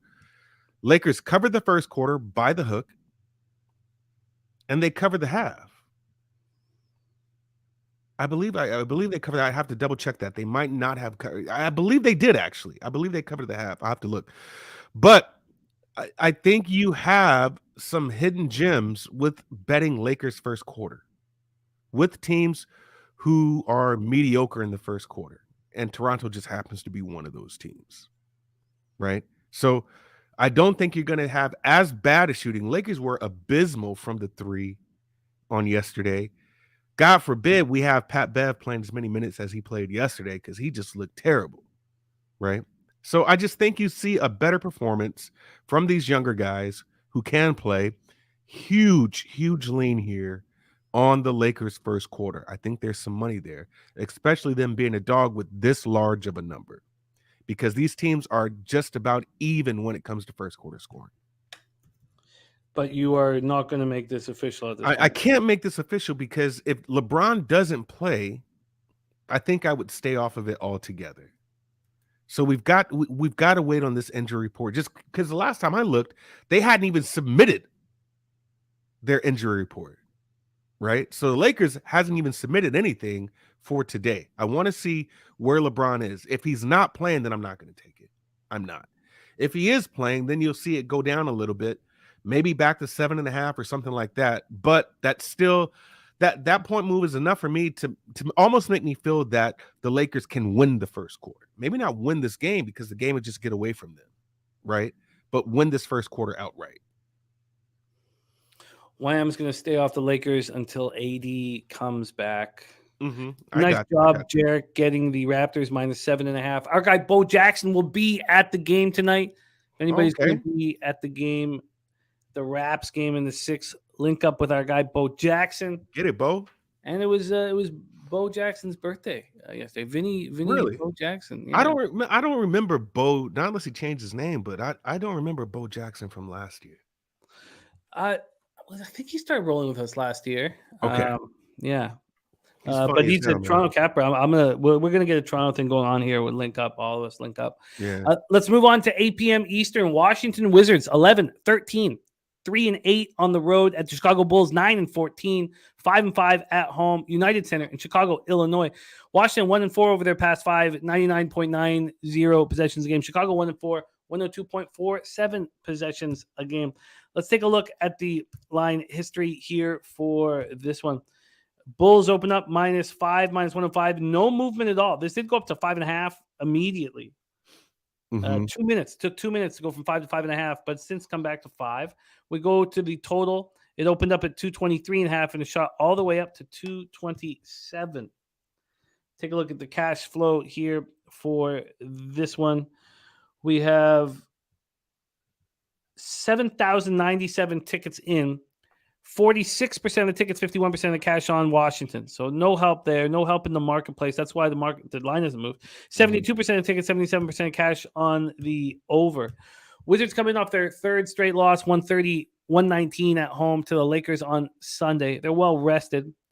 That's Bradley Beal left in the first quarter with a strained right hamstring. He's going to miss at least the next 3 games. Bulls coming off their third straight loss, 110-101 at Sacramento on Sunday. So that finished off their West Coast road trip. Finished it off 2-4. Only one loss was really bad. And Zach LaVine went for 41 against Sacramento. That's a season best for Zach. So his knee's probably feeling okay. Take it away for us here, Darryl. Wizards, Bulls. Yeah, is Caruso playing? He's still questionable, right? I'll pull up the injury report right this second. Let's see what we have. Caruso is questionable right now. Yeah. Wait for the news. Wait for the news. But I think he plays. Jeff is doubtful, right? I'm not betting this game, but it seems like this could be a Wizard spot. Chicago was also good in the first quarter, first half, and this just been a big decline as of late. I just don't like this game. I'll be honest with you. There's nothing about this game that I like. I try to get Chicago when they're dogs, but 5.5, man. Like, yeah, I don't know. I don't know. So it's in my opinion, it's not a game that I personally like to play. I don't see a really good edge with either team, so I stayed off.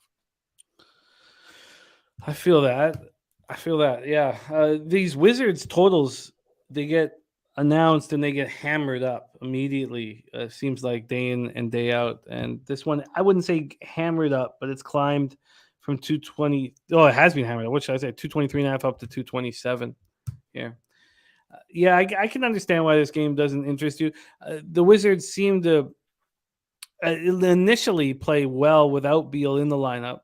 Mally Mal says, I agree wholeheartedly. Pass. Benny Pennybaum's looking at Zach LaVine over 4.5 assists at plus 125. Slow Jams, Arsenal looking at the under with no Bradley Beal, but very tricky to get in the way of this line move. If it got up over 230, you could start thinking about it. But it's now at 227. It's interesting if you go to that Hawks-Knicks game where the total has climbed to what? The total is at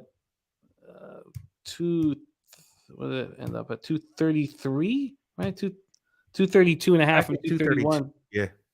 And Atlanta barely playing over 100 possessions a game and the Knicks playing under it. So, you have expected 5 more points here. And the line opened up 8 points higher in this game with the slower pace of play than it did in Washington, Chicago because of, I guess, efficiency issues they're expecting with the Wizards without Beal in the lineup. All right, let's roll on. Eddie Oda, we talked a lot about that game with the Avs, and I just feel like at home the Avs are going to – I'm not taking them, but I'm interested in the under. I'm interested in the Avs first period. We see these teams step up without their superstar in that first game back. And I know the Avs are missing a ton, but they're going to be pushed on by a sold-out crowd. Very interested in that game. Let's move on. 8 p.m. Eastern, Oklahoma City Thunder, 11-13, 5-8 on the road at Memphis Grizzlies, 15-9, 9-2 at home. We're at FedEx Forum, Memphis, Tennessee. There's a few teams playing very fast again, just like they were playing in the beginning of the year. So the speed of the entire association is sped up in the last week. As a whole, everybody's playing faster. The Thunder playing at 106.1 possessions a game. The Grizzlies 4-1 playing at 99.7 possessions a game.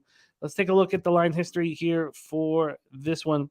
We have the Grizz opening up at -7. They're now -7.5. From a total perspective, there's been almost no movement off that 232.5. There's been 3 cents of movement to the over. So let's take a look at the cash flow here. 42% of tickets, 88% of cash on the Thunder. 60% of tickets, 94% of cash on the over, and it not moving at all. But I guess here you can. If you look at the totals in these games, now you're getting that 232.5.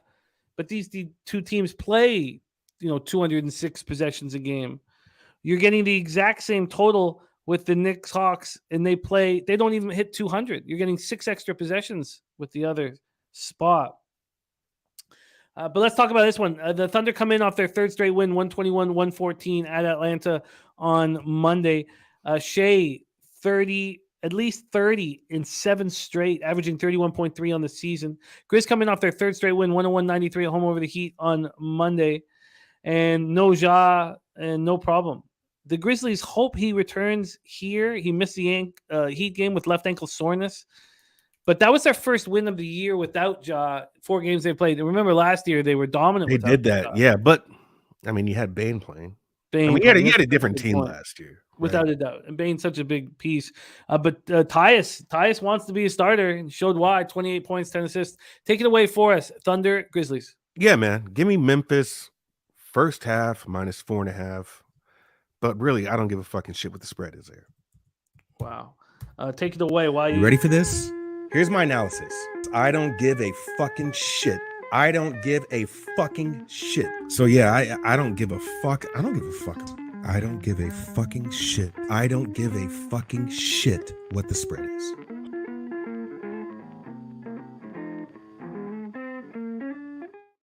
Ooh-wee.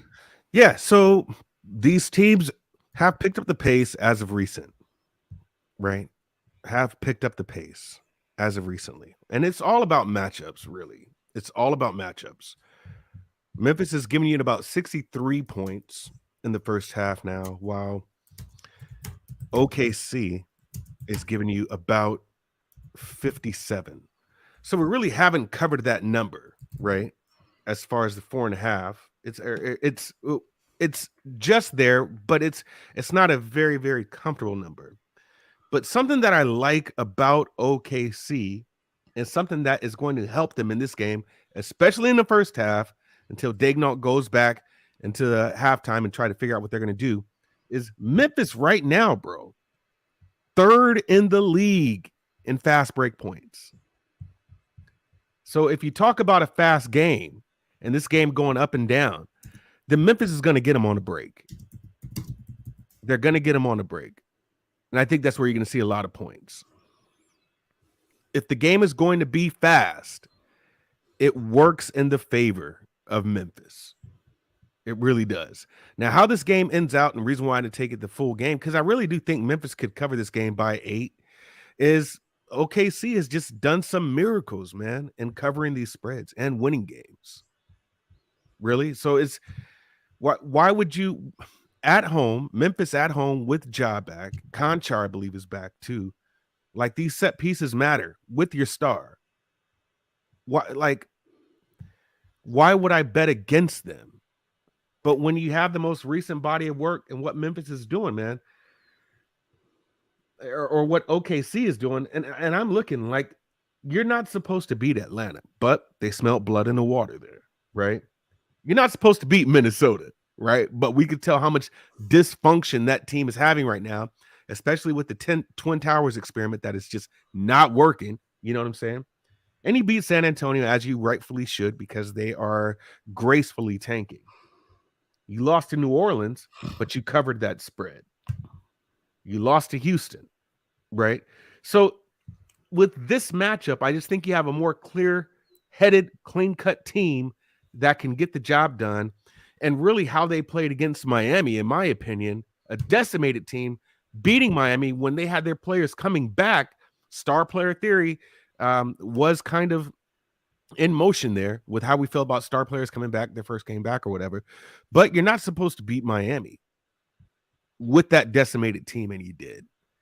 So I think they have their little rhythm going right now. This is a perfect spot for Memphis. It could be a Memphis trifecta spot, but I believe the best spot is the first half, only because of how well Memphis has been scoring in the first half as of late and their fast break ranking.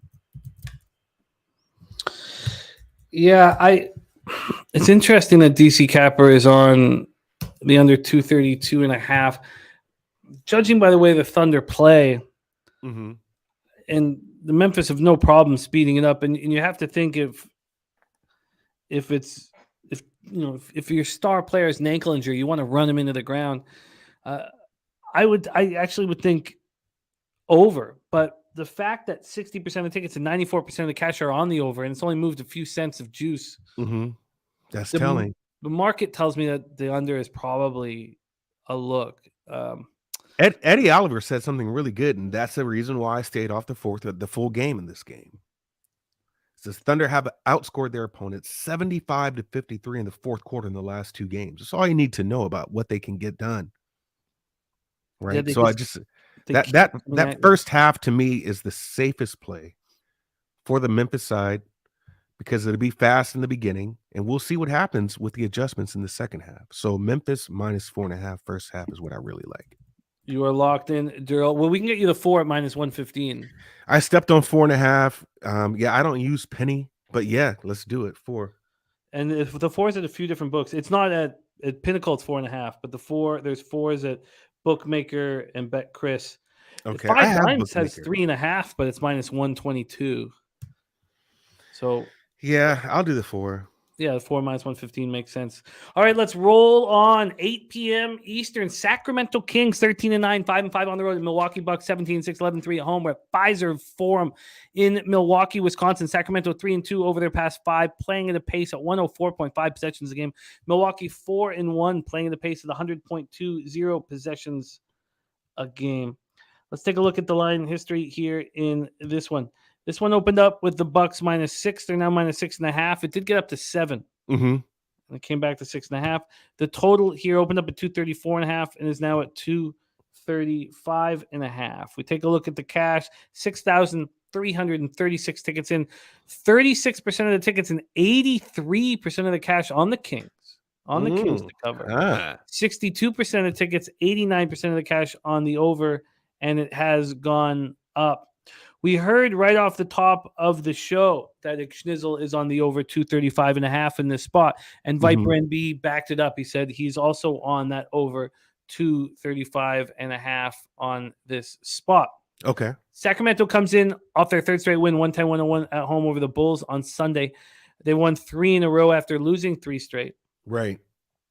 13-9. That's their best start since 2005. Jesus. Can't call them the Queens no more. Wow. That's in 17 years. It took them to get 4 games over 500, 23 games in. Sabonis, triple-double. First of the year, 11, 17, and 10. Monk goes for 20. Fox, 16 and 7. Harrison, 17. Herter, 12. Keegan Murray, 11. Metu, 10. Bucks coming off their second straight win, 109-102 at Orlando on Monday. So, Antetokounmpo sits out Milwaukee's win at Charlotte on Saturday. He comes back and he goes for 34 and 13. And he says afterwards he's shooting better. He thinks he can keep it up. He's shooting better, and he's got more confidence in his shot. Take it away for us here, Darryl. Yeah, let's not make this difficult, man. Smack the Kings first half +3.5. Kings first half +3.5. Right now, what Sacramento is doing in the first half is like they're another team. Look, I was just looking at the numbers and was just like, whoa. Sacramento's second in the league in first half scoring. And they're pretty even across the board. 61 points overall, 61 in their last 3. Their last game, they had 62 points. Milwaukee, 57 points overall. Last 3, they've put up 60 or 56 in their last 3. They've gone down. Last game, they put up 50 points. What I didn't like, man, is that Milwaukee lost to the Lakers. I mean, I'm a Laker fan. I like that. But that's a game that you shouldn't have lost. Right? That's just a game that you shouldn't have lost. Milwaukee has played some pretty lackluster teams, in my opinion, as of late. And that's Orlando, Charlotte, and the Lakers. Sacramento Kings is just a different beast right now. A different beast. And I'm surprised. Well, I'm not surprised because we know what Milwaukee does at home. And the funny thing is I'm fading the fact that we know how good Milwaukee has been over time, first quarter, first half. But Sacramento is just on a different level right now. And I didn't step on them first quarter because if Sacramento has a lackluster first quarter, they have this way of just creeping back and dominate second quarters. You saw that with Boston. I believe they put up 61 or 41 points in the second quarter after being down or only scoring 19 points in the first quarter. You saw them handle Indy, Clippers, and Chicago. Sacramento does things in the first half. This is another team that you just sleep on or if you're not taking the first half with the Sacramento Kings. Now, this is a good spot to where they score a lot of points in the first half, one of the top scoring leagues in the first half, and their dogs. Because this is a game that I feel that the Sacramento Kings can be up by the first half. This is one of these games where I feel they can do that. So I'll take those points any day. Sacramento plus 3.5, first half, already stepped on it. I can get you a 4 at minus 114. Yeah, let's do it, man. I like this look a lot. I like the look a lot. I even like them full game here. I know. So the number said, man, with the analytics side I was looking at, this number is total 219 away by 3.54. And I completely agree with it. Do you agree with the guys thinking this game's going to sail over? Because if you're just looking at the games these teams have been playing lately, not against each other, but against, they haven't been very high scoring.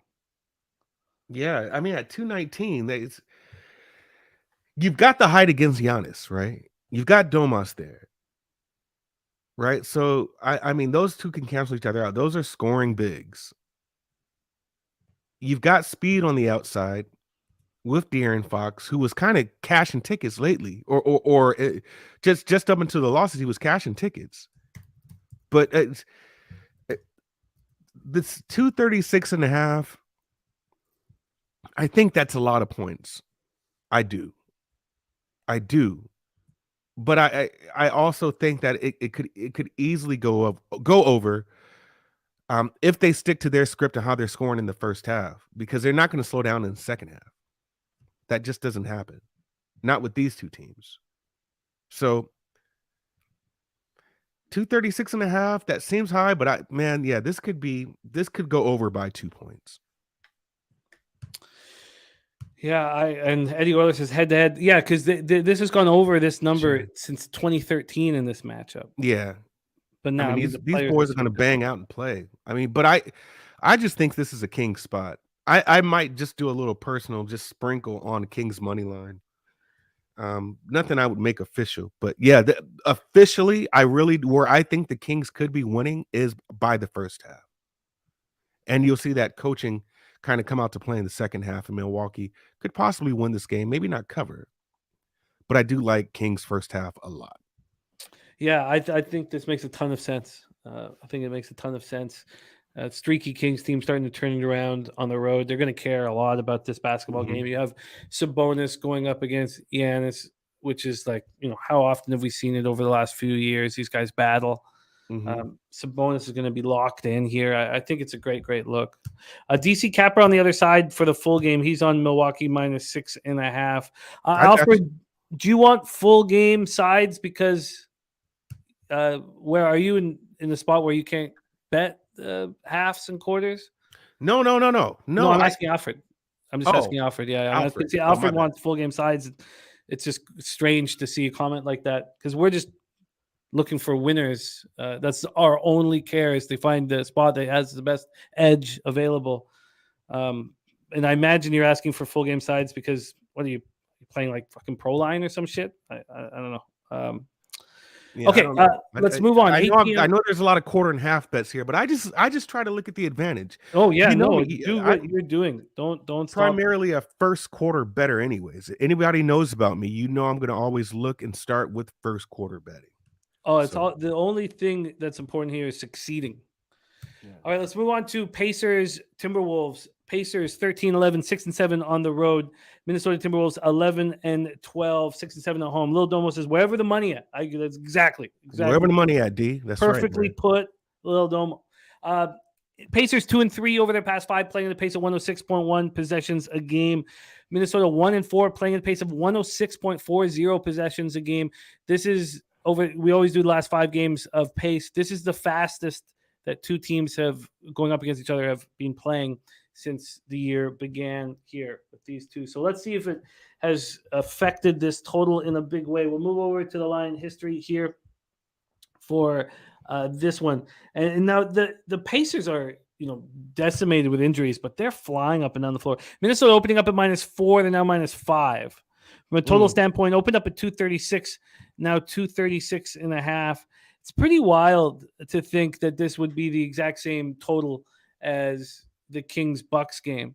Because if you're looking at the last 5 games of pace, this game that we're talking about now will have, 8 more possessions. 8 more possessions at the same number, which is nuts. It's absolutely fucking nuts. Let's go over to the cash flow here. We have 4,613 tickets in, 79% of tickets, 91% of the cash on the Timberwolves. Then 65% of tickets, but just 56% of cash on the over. So I guess some models are expecting a poor efficiency from these squads. Pacers finish up a 7-game road trip here against the Wolves. They snapped their 3-game losing streak with a 112-104 win at Golden State on Monday. Shocking win. And, no Tyrese Halliburton with the groin injury, no Miles Turner with the right hamstring injury, no Duarte with the left ankle injury. And who stepped up is Maryland. Sorry, I'm looking at Maryland sports betting. Sorry, Jimmy, I'm in Maryland. Nice, man. 2 weeks ago, it became legal. Respect, man. I love it. Is Nembhard. Spenny Penny Bomb nailing it. Nembhard starting again. All over his props. Okay, yeah. Let me stop you there. Sure. Jump on that man while you can. Pause. Jump on that man's stats while you can, bro. Oh, 15.6 points, 7.2 assists over the last 5 games, 46.4% from 3 over the past 5 games. The guy is he's just rolling. He's rolling. The Wolves coming off their 4th loss in 5 games, 8 technical fouls in that loss to OKC. Rudy Gobert ejected early. Cat still out with the calf strain. D'Angelo Russell and Ant Edwards stepped up, but not enough to get the W. This Pacers team, after spectacular play, now on the final game of their road trip, thinking about all the shit they're going to have to take care of when they get home, right, would be an auto fade, except this is probably the most untrustworthy team in the league, and everybody's on the Timberwolves. So that's enough to stop and pause. Take it away for us, Darryl. Pacers, Wolves. So this is a bet that I lost. Pacers are the worst first quarter scoring team in the league. Charlotte's right above them. They are the worst. But what they did to Golden State was telling. And I don't know if you just turn a corner, right? Or if that was just kind of like a one-off and they'll be back to their low-scoring first quarter ways. I don't know. Too many players are out or kind of questionable, in my opinion, for Minnesota to be that high-scoring first quarter, first half Minnesota team that they are. So they cancel each other out because I was going straight back to the well and taking Minnesota first quarter. But now with this look that you have with the Pacers, it's like, okay, do you come to the party early and jump on that train, seeing how Nembhard is playing as of late? I don't know what you want to do here, but I would rather go with Nembhard's, and even if you like Mathurin's props, jump on those, because you don't just not shoot 41% from the 3 and can't replicate that. So personally looked at my own local. I don't have any props for Nebhard right now. I don't have any at least threes. I don't have any points. I don't have any PRA. Nothing for this guy. All I have are Anthony Edwards and Jalen McDaniels. So I'll probably go to my offshore book and look at some props for Nebhard. But do you have any points or at least threes for Nebhard right now? No, they're not out yet. But let me see what I can. Yeah, they're not out yet. Just the Timberwolves props are out. Yeah, that's crazy. I would be shocked to see Halliburton come back on the final game of a road trip. It's just usually you come back home, you have your doctors, you have your, so it surprises me that this is even a possibility that people think he will be back. You don't beat Golden State like that and try to not duplicate that whole game plan, because you could do it against Minnesota. This experiment, like I said, is kind of abysmal right now. Just wait on the injury reports on this game. If everybody's at full strength, I would like Minnesota first quarter. I would like it, but how Indy put up like 34 points in the first quarter. That was like almost 10 points more than what their league or what their team average is for the whole entire year. This is, it's gambling 101 to want to fade the Pacers after going into Golden State and beating them. It's just the simplest angle that there is. The problem is you're dealing with the most untrustworthy team in the league, in the Timberwolves, and you have a bunch of young Pacers. It's not the same lineup that we've been used to. This is a bunch of guys who want stage time. They want it badly, and they're getting it, and they're showing out. But, I mean, this is so that it just makes it tricky. And if they were playing any other team in the NBA, I'd be fading them. And then you have a situation where everybody and their mama's fading them here tonight. Yeah, and I wouldn't do that, man. I wouldn't. It's just how they played against Golden State, man, should just give you cause for pause. And that's why I didn't immediately jump on the first quarter. I guarantee you got a lot of people saying Wolves trifecta here. And I would just kind of wait for that. Wait until you get all the news first. But you got to get a game plan for Mathurin. I think Mathurin is a candidate for 6th man of the year. Like, he is the highest scoring player off the bench. Wow. Highest scoring player off the bench in the entire league, bro. And now you got Nebhard, who was just kind of snubbed by so many teams because of his age, because he's a little older than a lot of these younger players, and he's just wrecking shop. So just wait, man. Just wait real quick.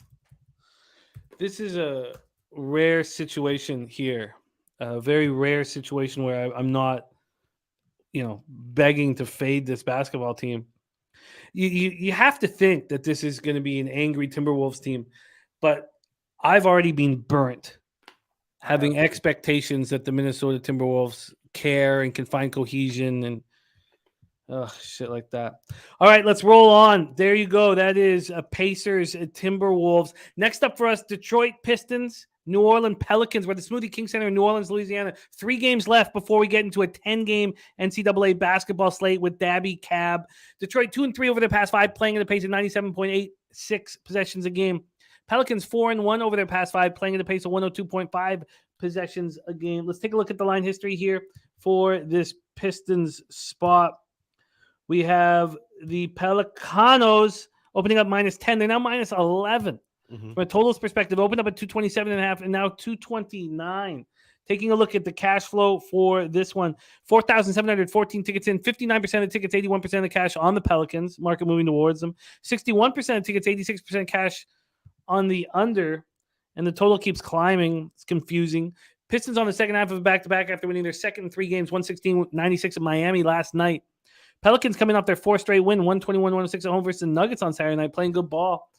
Take it away for us, Darryl. Pistons, Pelicans. You ready for this analysis? Yeah. I got this long, drawn-out analysis for you, right? People are not going to like this. Give me New Orleans minus I don't give a fucking shit what the spread is. You ready for this? Here's my analysis. I don't give a fucking shit. I don't give a fucking shit. So yeah, I don't give a fuck. I don't give a fuck. I don't give a fucking shit. I don't give a fucking shit what the spread is.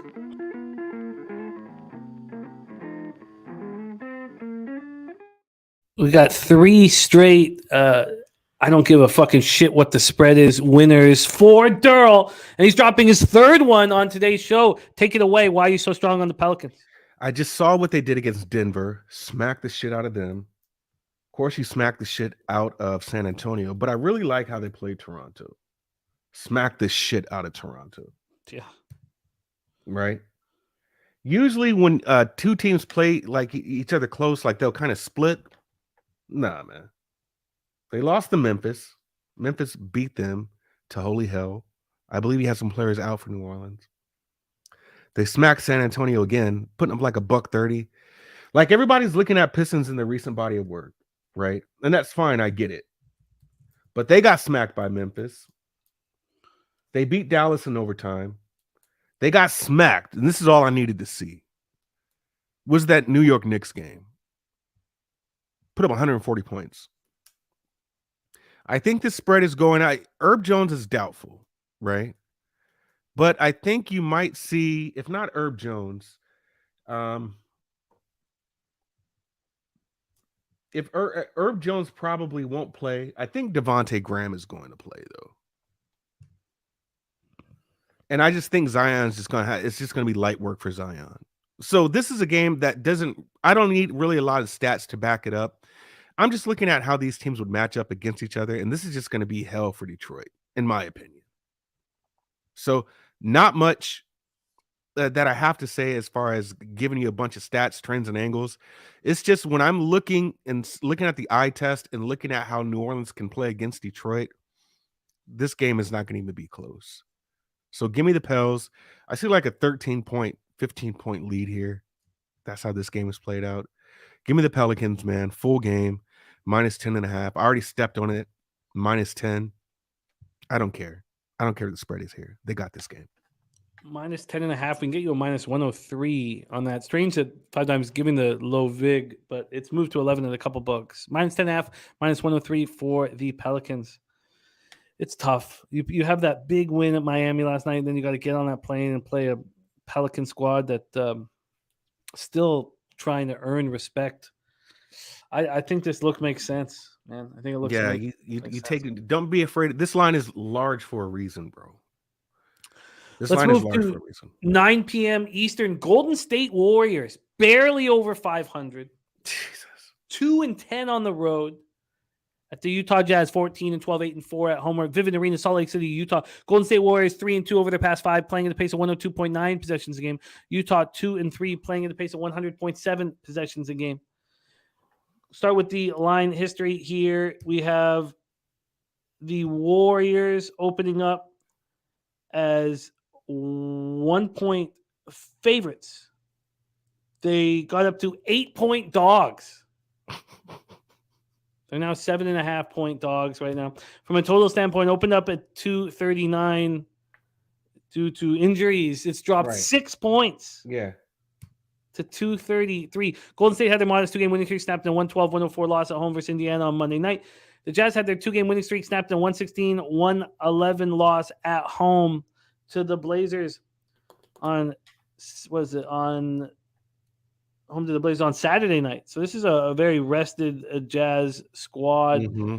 And Golden State, Steph Curry, Draymond Green, Andrew Wiggins, Klay Thompson.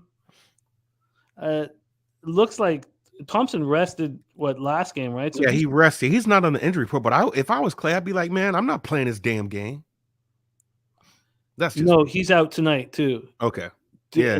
Left ankle soreness. So Curry, I don't see him on the official report just yet. I'm looking at it now. That was as of the 10:30 Eastern. It should have been on because it was reported last night at 6:48 p.m. that. Oh, you're right. What am I talking about? Sorry, I'm tripping. Yeah. No shit. My bad. I'm tripping. It's just Wiggs, Dre, and Curry. Yeah, and that's what I'm saying. If I was Klay, I'm like, man, fuck, I don't want to play this goddamn game. But yeah, I don't. The thing is, we missed all the movement, right? So I'm not touching this game. I don't have anything on this game at all. If anything, you should have got the Jazz when they were dogs. But no, don't touch this game. Leave it alone, guys. If y'all haven't already stepped on this game, just leave it. There's so many games on the slate. Don't even touch this game. This is wild. I mean, is this the kind of game where Poole drops 50? Hey, they've had it out for Poole, man. Between these carrying travel calls, man, I don't know. So, I mean, you could look at the props. I'm pretty sure they've been blasted too. You've probably missed some value there with props, with points, threes, and all that. So, yeah, I missed all the movement on this, but I don't have any interest in this game. But Poole should go off. You don't have Conley. I think Conley's out on the Jazz side, right? Oh, yeah. He's Different position, but I mean, it's the perimeter player. Oh, he's questionable now. Oh, so I guess he's starting to get a little better. Yeah. I just leave this game alone, y'all. No need to touch this game unless you're going to dig deep into the props and haven't lost any value at all, or you know, it hasn't been too steamed. Stay off this game, y'all. Well, let's talk about the big game of the night. This is a good one for us to close out before college basketball. Boston Celtics 20-5, 9-3 on the road. It's amazing what's happening in Boston. Put the Celtics and the Bruins together, and they're 40-8. Phoenix Suns 16-8, 12-2 at home. We're at Footprint Center in Phoenix, Arizona. Boston 4-1 over their past 5, playing at the pace 98.94 possessions a game. Phoenix 3-2, playing at the pace 100.80 possessions a game. We have this line opening up with the Celtics as 1.5-point favorites. That's where they stand right now. It got up to 2.5 this morning and then came back to 1.5. From a total perspective, it opened up at 231. It's now at 230.5. CP3 is back. There's our guy Billy Brisbane in the house. Brizzy, he's back. 67% of the tickets on the Celtics and 91% of the cash. 56% of the tickets, 51% of cash on the over. My first instinct is to think, the first thing I always think is that, is the public going to take a bath? And, they're all over Boston tonight. And the Suns haven't been playing very good ball, and they probably want to send some kind of a message here to everybody. No, don't you think Toronto wanted to do that? Yeah, but there's a big difference between the caliber of players between the Suns and the Raptors. Big difference in caliber of players, but there's a big disadvantage for Boston being off a back-to-back. No doubt.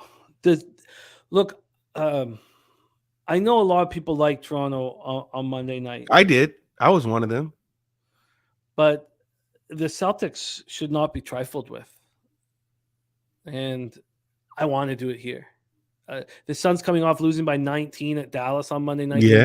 CP3 back. But we know we've already talked about that's the new rivalry. And Dallas is always going to get up for Phoenix. Right? Phoenix embarrassed them last year. Embarrassed them. So I'll leave it at this. And this is even what I tweeted. Jimmy, do we really want to get in front of this well-oiled machine in Boston right now? Because it seems like they are breaking every angle or advantage we might think the other team has. They're just crushing it. So would you rather put your money on a team who is just bankrolling after bankrolling, they're cashing tickets left and right, or do we decide as smart gamblers, this is the time that they're not going to do it? And I just, me personally, I don't want to get in front of a moving train until that train has shown some kind of slowing down or stoppage. And that's not happened as of yet for Boston. This has got to be a Boston spot. But, and I know Nate would probably like that, this has got to be a Boston spot, and you got to put your money on Boston until they show you otherwise. Right? Phoenix Suns, they'll probably get the first ever participation trophy for this. You saw that participation trophy, or the best record trophy. They are a good regular season team. They're 11-2 at home. They don't lose at home. Boston's 9-3 away right now. Nobody is really showing me that they can beat Boston at all. at all. And now you got Big Al back for this game. So to me, this is a Boston spot or nothing. I just haven't jumped on it yet because I do have my reservations. And that is me just being late to the goddamn party and me betting against them against Toronto. I already tried that. I already tried to bet against them when I took Toronto. And I was proven wrong. So for right now, this is going to be a strong lean on Boston. Haven't made it official, but I promise you, closer to this afternoon, just seeing what my gut tells me, I personally am jumping on Boston. This total is, and now Celtics totals have been very tough because they play so efficient, but this total is absurd. Celtics are playing under 99 possessions a game. Suns are playing under 101, and it's in the 230s. This makes if the Suns really care about this game, and Chris Paul's going to come and slow the pace down, how does this not go under? If the Suns care about this game, man, if that goes under, that works to Boston's favor. It's that defense is just suffocating, man. And now, are we really giving the respect to Boston or to Phoenix when we use the star player theory in Chris Paul? Is Chris Paul, and I know a lot of younger heads would say no, and then I would have to agree. Is he still the star player of Phoenix? And to some degree, I believe he's still a great floor general, right? But he's not D Book, right? So, but do we fade the star player when he comes back on his first game? And if you believe that Chris Paul is still a star player of the squad because he is going to control the tempo and pace of that offense, then you got to go with Boston. You got to fade Phoenix here. And you probably got to look at that under. I'm betting the under. It's down to 230.5, and for good reason. If Phoenix cares about this game. Now, the thing that's uncomfortable is that, Dallas playing at such a slow pace, and Dallas just put 130 on the Suns. But even that should get Phoenix to step up defensively. This should be a game that means something to the Suns. It doesn't mean that much to Boston, right? They're just the best team in the league right now, but it should mean something to the Suns, I think. I'm going to move on the under 230.5, and I'm not going to get in the way of the Celtics. You just can't, man. You just can't. BJ says the book's going to feast tonight. Everybody on Boston. Hard to constantly win on the road. Then on top of that, the books have been dishing out money with the Celtics wins. Don't see it happening. Yeah. Ixnidl says under is my lean and Celtics all day. We got another multi-race wager from Razor Sharp Picks. Thank you so much for sharing these in the chat. This one is at Tampa Bay Downs. He gave us a Gulfstream pick 6 earlier. This one's starting race 2 at Tampa Bay Downs. $36 pick 4 from Razor Sharp Picks right there in the chat. I'll pop this up here. All right, Darryl, that was a lot of fun breaking down the NBA card with you. Let's review all action here. So this is how it bangs out. By the way, so Ixnidl and Vipe on that Bucks Kings over 235.5. We stayed off of Clippers Magic, but if Kawhi is out and Paul is in, I'm going to have interest in the Clippers in a smaller number. You'll get a smaller number. The first, I don't give a shit what the spread is play today from Darryl. Nets first quarter -3.5. Then Hawks, Knicks, we've stayed off. Lakers, Raptors, we've stayed off. Same with Wizards, Bulls. Darryl, you're on the Grizzlies first half -4 and -115. And I like the look. Ja coming back. At home, man. I mean, it's hump day. But also the Thunder feeling good about themselves. 3 straight wins. Yeah, you know what they say about Memphis, man. They talk cash shit in the grindhouse. Like that is one of the most shit talking teams in the league. They will talk shit to you. Kings first half +4 -114 for Darryl. I'm on that for sure, and it might be a double up spot for me. Might be. I think that the Kings can stay within the number here on a 3-game winning streak, playing well right now. I'm going to move on it. And I love Sabonis going up against Giannis. Yeah, man. Pacers, Wolves, we've stayed off. Darryl's on the Pelicans -10.5, -103, and I get it. I'm interested. Warriors, Jazz, we've stayed off, and I'm on the under 230.5 in Celtics, Suns. It is time to shift from NBA to NCAA basketball. Darryl, you're a class act and a great friend. Thank you for doing these Wednesdays with us. We love them, and you're riding high. You're heating up. I'm heating up, man. Cooking with it. propane. Let's get it, man. If this is a good Wednesday, then I believe I'm seeing the board right. So we'll be making a lot more plays. I love it. I love it. I love it. Enjoy the rest of your week, Darryl, my man, and thank you for everything. Let's prop Darryl one more time back up here. Give any last words for the Capper supporting the show, my guy? No, man. That's it. I appreciate everybody. Low Bag family. I love and appreciate y'all, man. Jimmy, it's always a pleasure, brother. Always a pleasure to sit down and talk ball with you. So we will do it again next Wednesday. And I will see y'all at the Pub Hub on tomorrow. I love it. Get that cash. There he is, Darryl. WT saying, Darryl, that was great analysis. We move from NBA to NCAA basketball, coming off sweeping the board Friday. Feeling good and enjoying capping with your next guest enormously. He's fresh off of going with Ixnizzle of Victor and Jeff Slaughter to Lake Charles, Golden Nugget, and the DraftKings Sportsbook. He's back in Dallas, ready to beat up this college basketball card. Please welcome from the deep, our guy Daby Cab in the house. Dabber, how are you? What up, Jimmy? What up, guys in the chat? Man, I'm ready, I'm ready. Lake Charles was a blast. I know you've seen the video, but man, our guy Slaughter, he cleaned house. He took all the books money. I think we won out with that one. So it was a great time, man. Oh, I love it. I love seeing you guys rocking together. And things are moving very nicely here in college basketball. So let's keep rolling. I'm very excited about the opportunity to cap with you. We got, just to get us off and rolling, Matty Ice, taint play of the day is in. Denver Pioneers plus 6.5.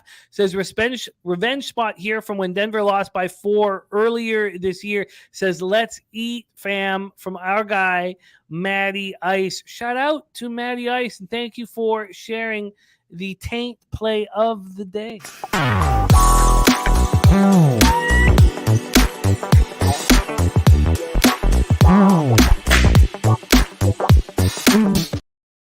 All right, Daby, 10 games here in front of us.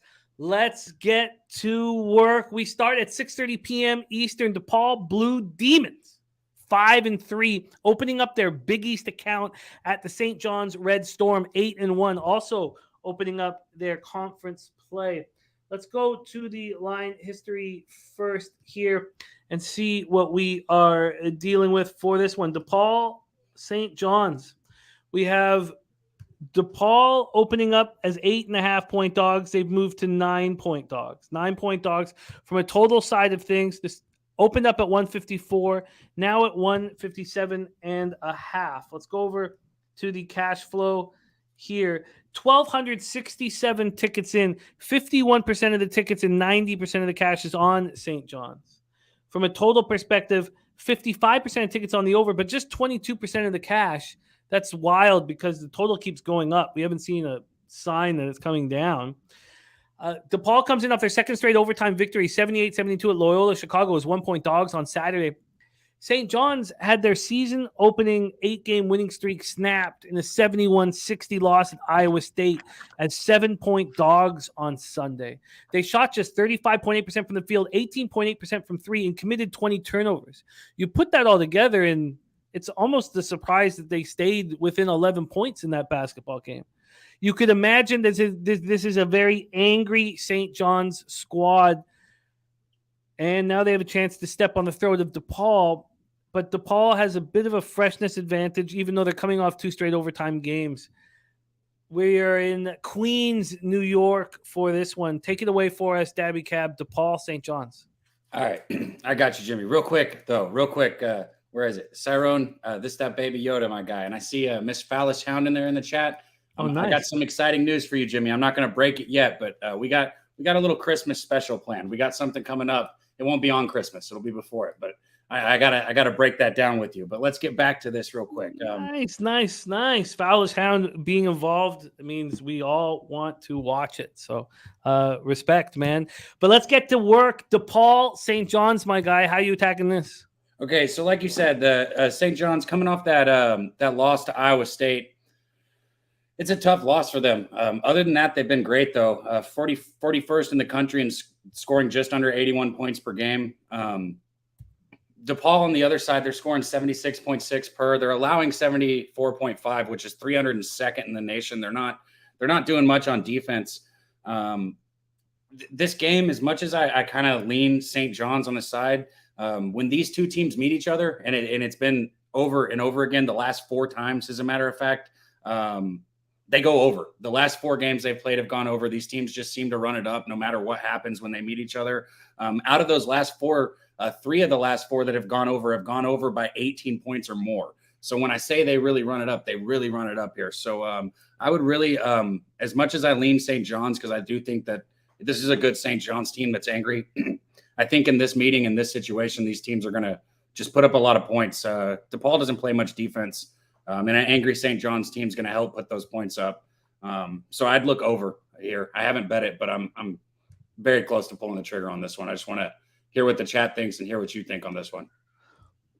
The main angle is they played as bad as they can play on the road and just got fed their first L of the season, which means I think they come out strong. The surprise to me is why this first half isn't at 5 and it's at 4.5.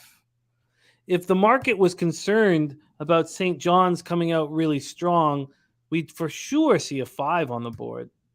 Let's just go to first half here and look around everywhere else. It wouldn't be half of the number. It would be higher. Now, Pinnacle has moved it to 5 first half. So will all the other books. So it's just Bet365 and Heritage that are still at 4.5, which is all I need to see. As long as the sharp books have moved it to 5, that's more than what half of the total of the full game spread is. I'm going to move on St. John's first half. Angry group. I'm taking it with you, Jimmy. DePaul's defense is just so bad. I don't see any reason. I don't see any reason why they're not up by 5 points at halftime. I'm going to take that with you. And get in on the 4.5s while you can. I feel like I think I'm probably going to try to bet this while the show is going on here as well. Eddie Euler also saying that David Jones transferred to St. John's after 2 seasons with DePaul. This could be a double up spot. I can understand doing that.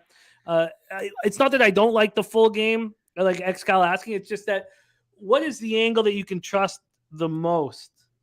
And that's that St. John's going to be fucking angry. They're going to be sitting in that loss. They played as bad as you could play, and now they get to come home and get right. So I would prefer not to double up too much early in the year. I'd prefer not to double up too much anyways. It's been hurting me in NFL. But the angle I can jump on the most is first half. Let's line shop for Daby Cab. He's making St. John's first half official. We can get him that minus 4.5 at minus 110 at Bet365. That is the best line available. Cab is on St. John's first half, minus 4.5 at minus 110. All right, we are rolling. Jizzle says, I think the team total would be a good look from y'all's breakdown.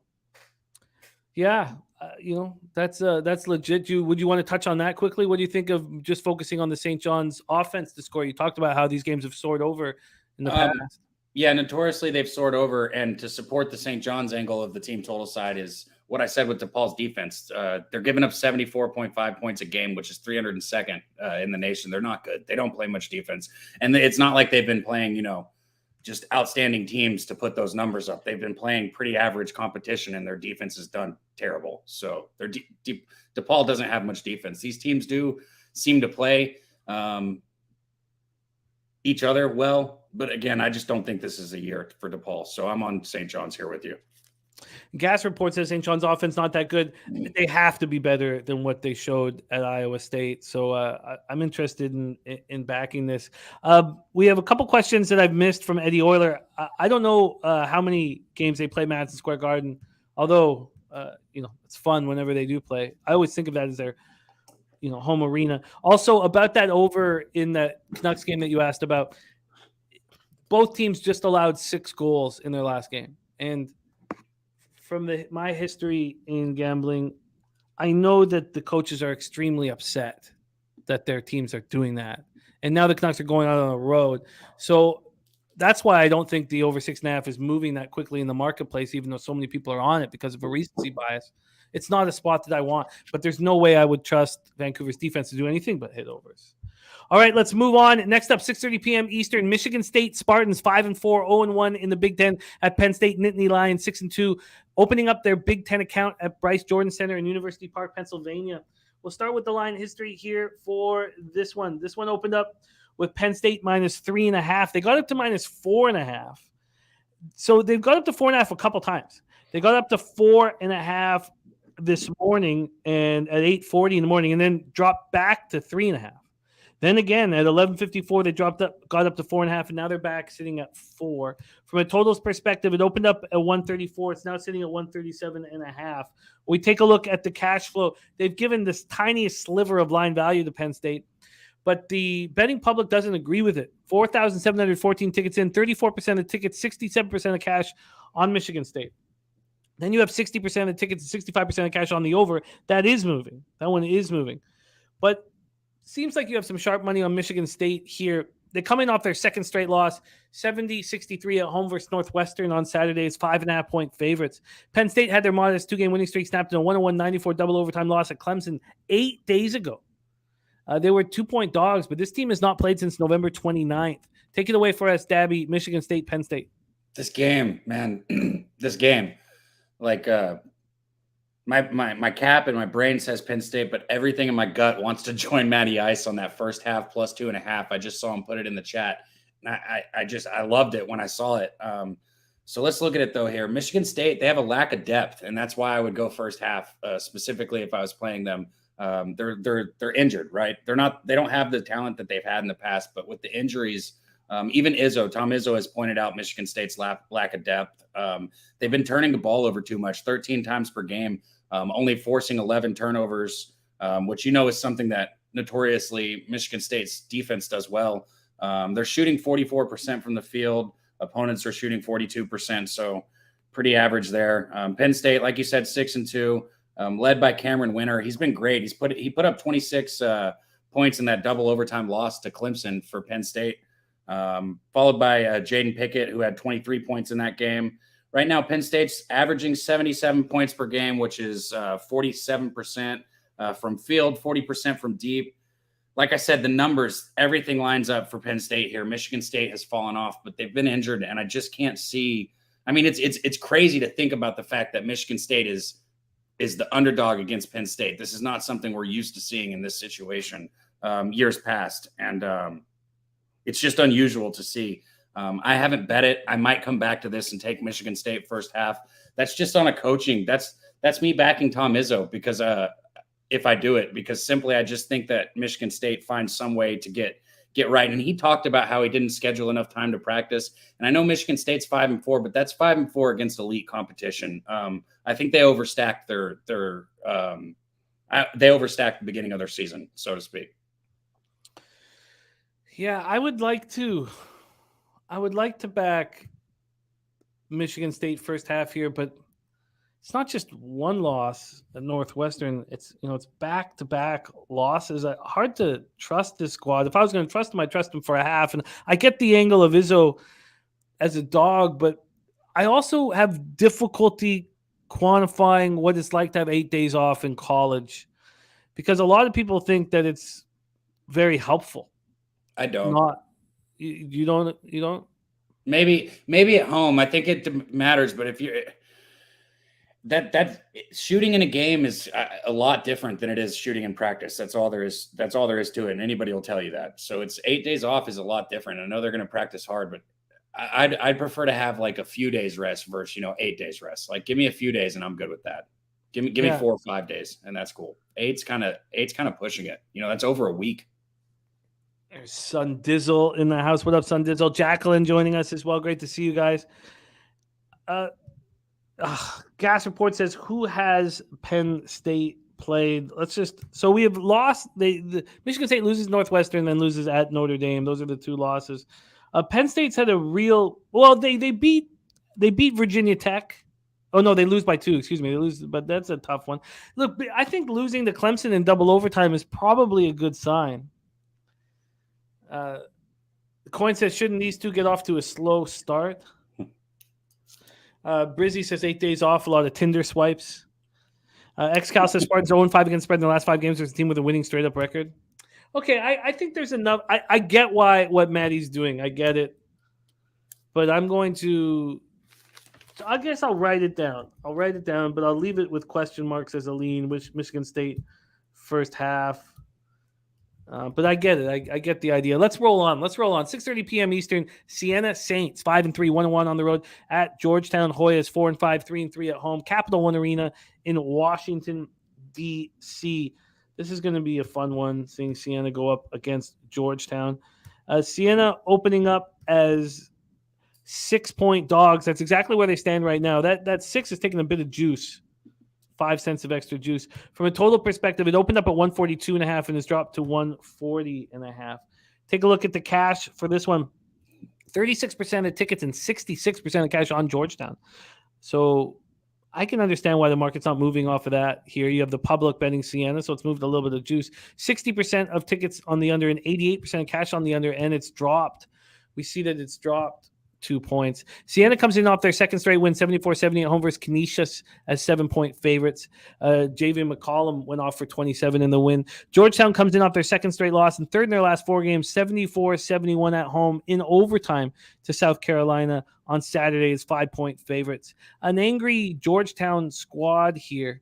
I can understand why the bigger bets are coming in on Georgetown here. In this situation, you have Siena feeling okay about themselves, Georgetown angry. And also, if Georgetown is going to dictate the pace, I can understand why the under is being bet as well. Take it away for us, Daby. Siena, Georgetown. So the first thing I'll say is I've been seeing the chat, and I agree with what you guys are saying. I would fade Georgetown here this season. One thing I would say, and I don't have numbers to back this, I just know because I pay attention to it, is don't fade Georgetown in the first half. I don't know what it is. Even going back to last year, this team covers first half spreads. Just stay away from it. They fall flat second half. They come out and suck. But let's look at Georgetown a little deeper. Primo Spears is their leading scorer. He's averaging 16.6 points per game. They got their leading rebounder is that UConn transfer. He's been playing good. I'm not even going to try and say that guy's name. Akon. I guess I did try. Whatever. It's the same name twice. They're shooting right now 44.4% from the field. They're giving up 73.9 points per game, and they're only scoring 74.9. I think Georgetown's a fade. Siena on the other side, they had that big win against Seton Hall. They were 14-point dogs, and they won. That's huge for them. McCollum leads the Saints. Against Seton Hall, he had 27 points. He's averaging 18.3 per. He's just shown to actually be a pretty electric player, somebody who I'd look out for anytime I'm looking at the Siena team. Right now, they're shooting 46.7 from the field, 72.4 points per game. They're only giving up 69.2. In a game where these teams are somewhat evenly matched, I would definitely have to go with Siena here, maybe the over. But, yeah, I'd look Siena if I bet it, which I haven't. Does Siena have the size to go up against Georgetown? Let's go over that right now because you have Wahab at 6'11 and 245. I mean, let's go just pull up their leading rebounders here with Siena because if they can't bang with these guys, man, let's see, Jackson Stormo. I mean, he can't bang with these guys. I mean, look, I can understand everybody being down on Georgetown, but if it's Stormo, a 6'9" senior, is your only size in the paint, then you better hit from 3. And at this point, they're hitting 38.8% from 3. I mean, you got Platek is the only guy that you can really trust with a quantity of 3-point action. I mean,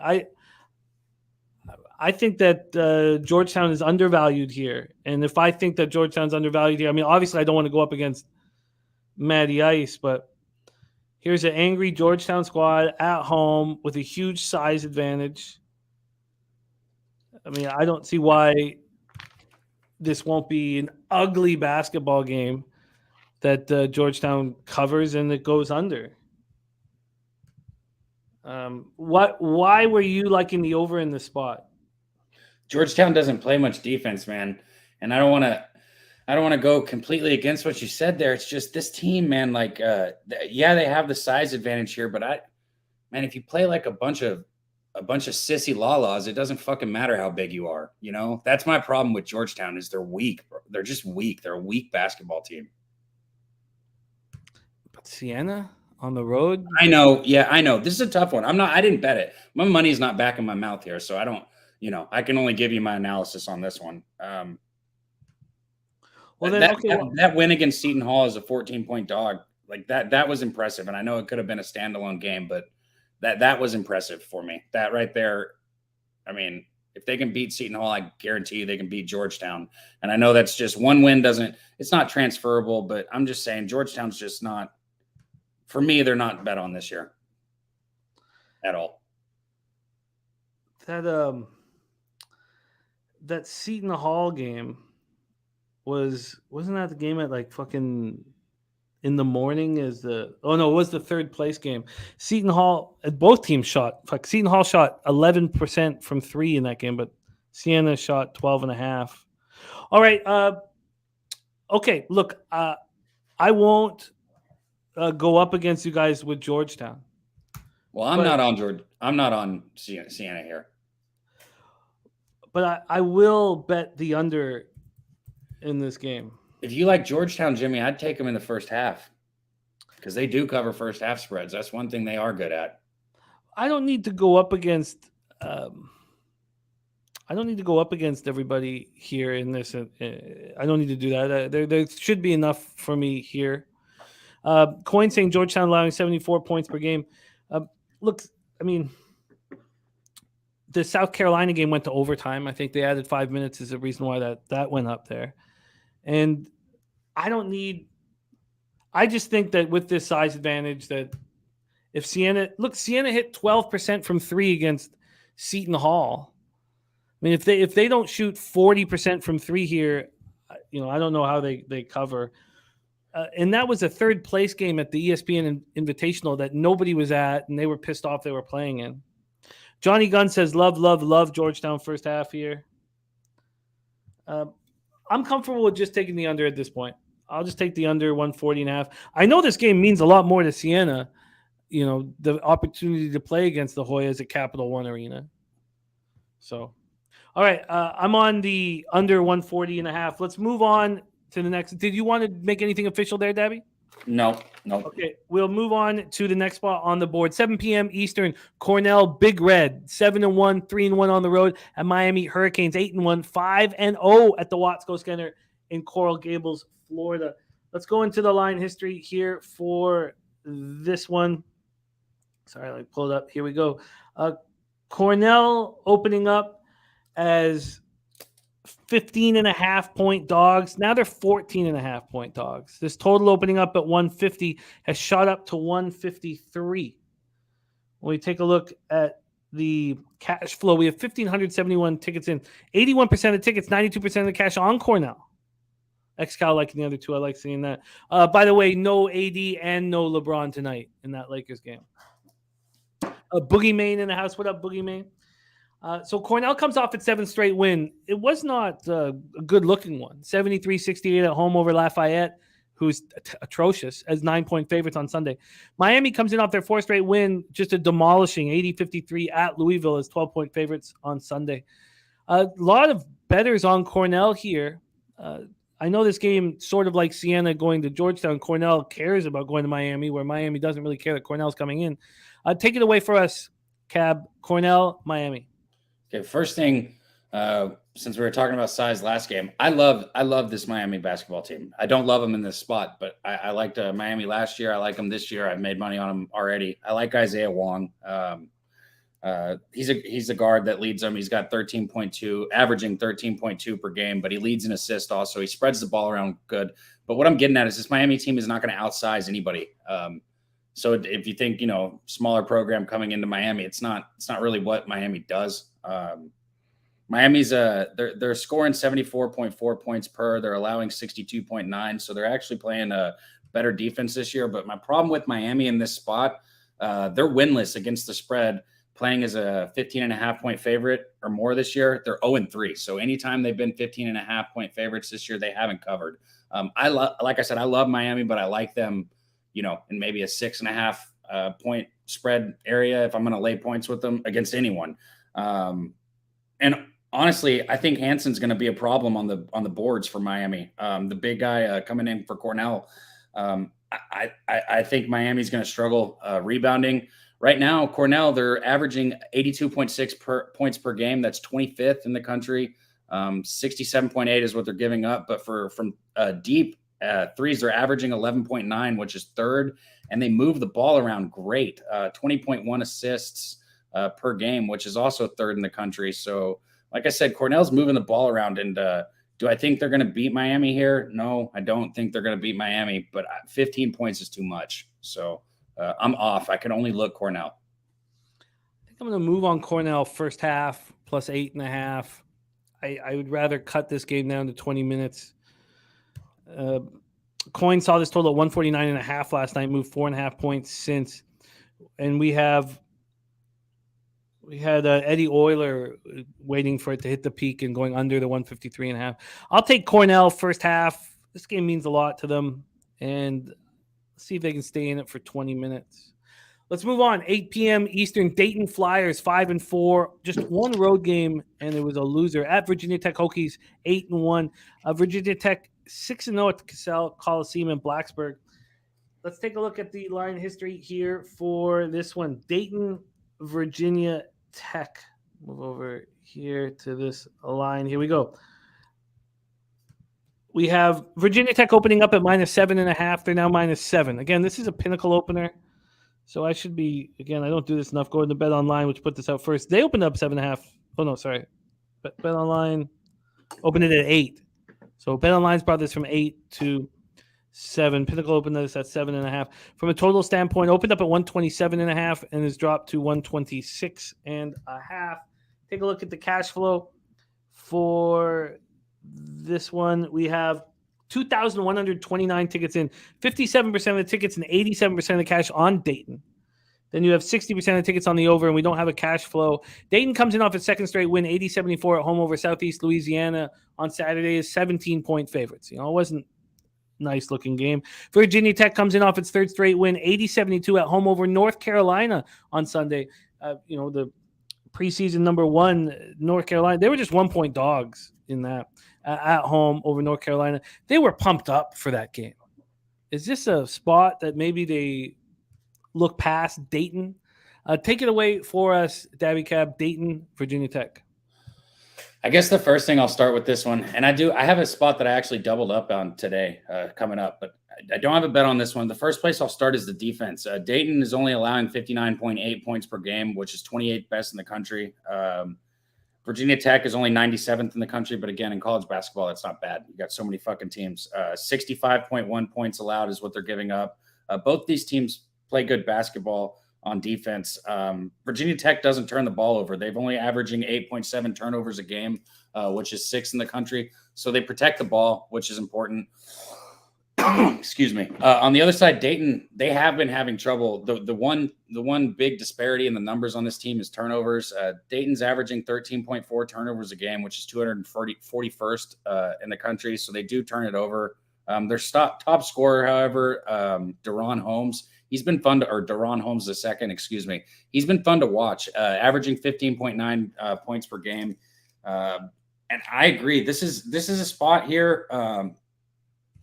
Where as much as I enjoy Mutts and this Virginia team, I don't know. I can't back either team, Jimmy. That's my problem here. I agree with what you were saying about them maybe letting down after North Carolina. But when you look at it, Virginia Tech's 3-6 against the spread this year. Dayton only has 2 wins against the spread. Neither of these teams has been covering for anybody. Virginia Tech is obviously the better basketball team. But what happens in this game is, I feel like, a coin flip. So I'm off. I just think this is the spot where you fade Virginia Tech. If you don't want to do a full game, which I completely understand, Virginia Tech probably gets right in the second half. I'm going to take Dayton first half. I just think that was a big win over North Carolina. Now you have the Dayton Flyers coming in. I feel like they could look past them, and I'm going to take the points first half with Dayton at Virginia Tech. Let's move on to 8:30 p.m. Eastern. Nebraska Cornhuskers. They've been very good to me so far this year. Now, who wants them after they beat Creighton by 10 points as 15-point dogs? Probably nobody, and I get that. And they're opening up their Big Ten account here up against that number 14th ranked Indiana Hoosiers, who are 7-1. They have their season opening 7-game winning streak snapped in an ugly 63-48 loss at Rutgers on Saturday as 3-point favorites. So this is a Nebraska team feeling really good about themselves going up against an Indiana team who is extremely angry. I guess you can already tell what side I'm leaning towards here. Let's take a look at the line history in this one. We have Indiana coming in as 13-point favorites. That's dropped to 12.5. From a total perspective, it opened up at 136.5 and has dropped to 133. When we go over to the cash flow for this one, they've given the slight line value to Indiana, but Nebraska has 43% of the tickets and 65% of the cash, and the total is dropping. Also, 74% of the tickets and 92% of the cash on the under. That's dropped 3.5 points from 136.5 to 133. That's at Pinnacle. At Bet Online, which puts this line out earlier, same deal, 136.5 to 133. It's not a big deal there. Take it away for us, Cab. This one has got a lot of moving parts to it. Nebraska Cornhuskers, Indiana Hoosiers. It does. And I'll start with this. It's cool. It's always fun to, like, we always keep our own numbers with teams. And that's awesome that you've cashed on Nebraska. They are 4-5 against the spread this season, though. So you've just done a good job, a hell of a job capping this team to be positive on them. They're averaging 69.9 points a game, which is 240th in the country. They're giving up 63.9. They have a few players averaging 10 points per game, but their leading scorer, Sam Grizzle, however you want to say it, he's only averaging 11.3 points per game. They don't have anybody who can run it up. And this is kind of one of those situations with the bigger spread. You want to look at how your team, if you're going to back a big favorite or go against them, you want to look at how does Indiana do against bigger spreads. Right now, this season, as a 12-point favorite, they're 4-1 against the spread. So opposite of Miami, Indiana handles being a big favorite well. It doesn't seem to be a problem for them. They're 5-3 against the spread their last 8. Nothing impressive there. But you look at Trace Jackson Davis. He's one of the best players in the country to watch right now, in my opinion. 18.3 points per, along with 8.6 rebounds. Indiana's 28th in the country in scoring. They're putting up 82.3 points per game. They're allowing 60.5, which is 33rd. They move the ball around from Jackson to Xavier Johnson to other great. But they got 17.1 assists per game, which is 28th in the country. They only turn the ball over 11 times per game, which is in the top 100 also at 67th. This Indiana team is just a very good basketball team, very well-rounded. And I know they're coming off a loss, which, if anything, I would think would make them hungry and angry. For me, this is Indiana or pass. I could see why you're looking into Nebraska because they've been outstanding this year compared to what people think. And you've been super successful when betting them. For me here, though, this is just, especially Indiana at home, I think the number's close, but they could win this game by 15 to 20 points, I think. Yeah, they had just an awful game at Rutgers. 6 of 25 from 3, 17 of 56 from the field. They turned the ball over 14 times. You have to think that Nebraska is going to, struggle off of that spectacular win at Creighton. The problem here is that the bigger bets are coming in on Nebraska. And who is Nebraska really? Who is this team? Because last year they were, I know they were how bad they were, but they weren't supposed to be that bad. I know how bad they were. They weren't supposed to be that bad. Like, who is Nebraska is something that I think we're still learning, and I don't feel like I have a grasp of yet. Well, I don't need, and I'm not going to try to do this, I'm trying to never do this. I don't need to go up against the bigger bets here in this that are backing Nebraska, although you have to think there's got to be some sort of a recency bias for them to like Nebraska here. Because Indiana, you have to think that they bounce back. That was their first, they go into their Big Ten conference play and just get destroyed by Rutgers. You think they come back and smash. Perfect rotation says Indiana wins by 8. 13 is too big. I will stay off of this one, although I would lean towards Indiana first half. I will stay off of this one. Maybe Nebraska starting to really feel themselves. I'll stay off. Let's move on to a dominant UConn Huskies squad. My goodness. 9-0, 9 straight double-digit victories as well. UConn Huskies at Florida Gators. Florida Gators 4-1 at the O'Connell Center in Gainesville. Ex-Cal saying Rutgers has owned them in years past. Rutgers at home and is something that, I went against them last game, and I knew not to. It's just something you don't do. Rutgers is a tough place to play. Yeah, Mally Mal, they beat them bad, too. Don't play UConn -2.5, baby. Let's cash. Let's take a look at the line history here for this one. This is the game of the night here for sure. UConn just a juggernaut at this point in the season. Let's see what we're getting with line history on them. Sorry, let me got a lot of games here. I'll find the UConn here. I just had them. There we go. So UConn opening up as 3.5-point dogs. They got up to 5. They got up to 6. They were at 6-point dogs at 11-17 today. And they've come back to 4.5. Interesting. From a total standpoint, opened up at 143.5, now at 144. Take a look at the cash flow for this one. 3,700 tickets in. 63% of the tickets, 52% of the cash on UConn. 78% of the tickets and 96% of cash on the under. It's gone up. It got up to 145, but that back down to 144. UConn continued its season opening run. 74-64 win at home over Oklahoma State last Thursday's 9-point favorites. They didn't shoot the ball well, but they only turned the ball over 7 times in the victory. I mean, this is just they're playing clean ball. Jordan Hawkins, career high 26. Florida comes in off its second straight win, 89-51 at home over Stetson as 18-point favorites. Take it away, Cab. This is a fun one. UConn, Florida. Okay, so college basketball is a place, just like college football, when you get a team kind of like Georgia or somebody like that, where I'm not scared to take teams like Houston or UConn. I've been cashing on Houston. I've been cashing on UConn, and I'm gonna keep doing it. The Huskies, they're 7-0-1 against the spread the last 8 following a win. On the flip side, Florida, and this is the first thing I want to touch on, 2-12 last 14 following a win. This game, in my opinion, should be closer to like an 8.5. I'm on UConn first half and full game, and so I'll go over this in more depth. UConn 9-0, but let's talk about who they beat. I know their first 5 games were kind of soft, easy, so to speak. Since then, they've got wins over Alabama, Iowa State, Oklahoma State. So since those first 5 easy games, the last 4 have been against Power 5, and they've won them all. In the last game that they did win against Oklahoma State, they didn't shoot well. There was a lot of regression. They shot only 37.5% from the floor and 34.8% from deep, which I actually love. I know that's weird. You're saying, oh, why do you love that?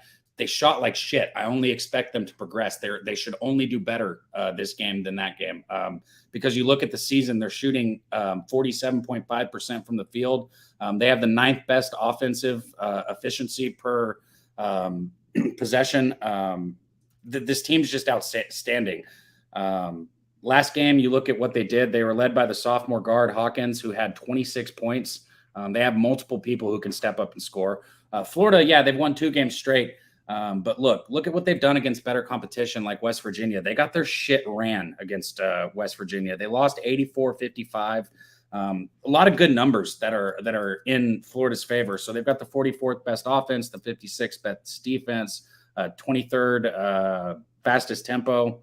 And they're under a first-year coach, Todd Golden. But my whole thing about this Florida team is what I've said.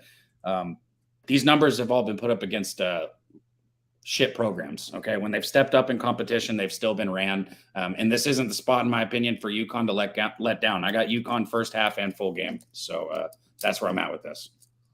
I get it. I absolutely get it.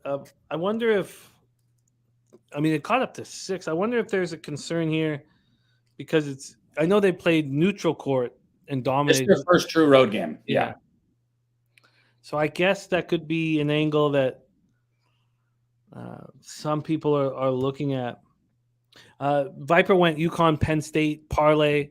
XCal says Huskies 4-0 against spread in the last 4 games versus a team with a winning percentage above 600. And Dom Play got -2, -110 for the half. I'm guessing that's first half, right? You guys are talking about? If it's -2, -110, it's got to be first half. Yeah, we got -4, -110 full game for you.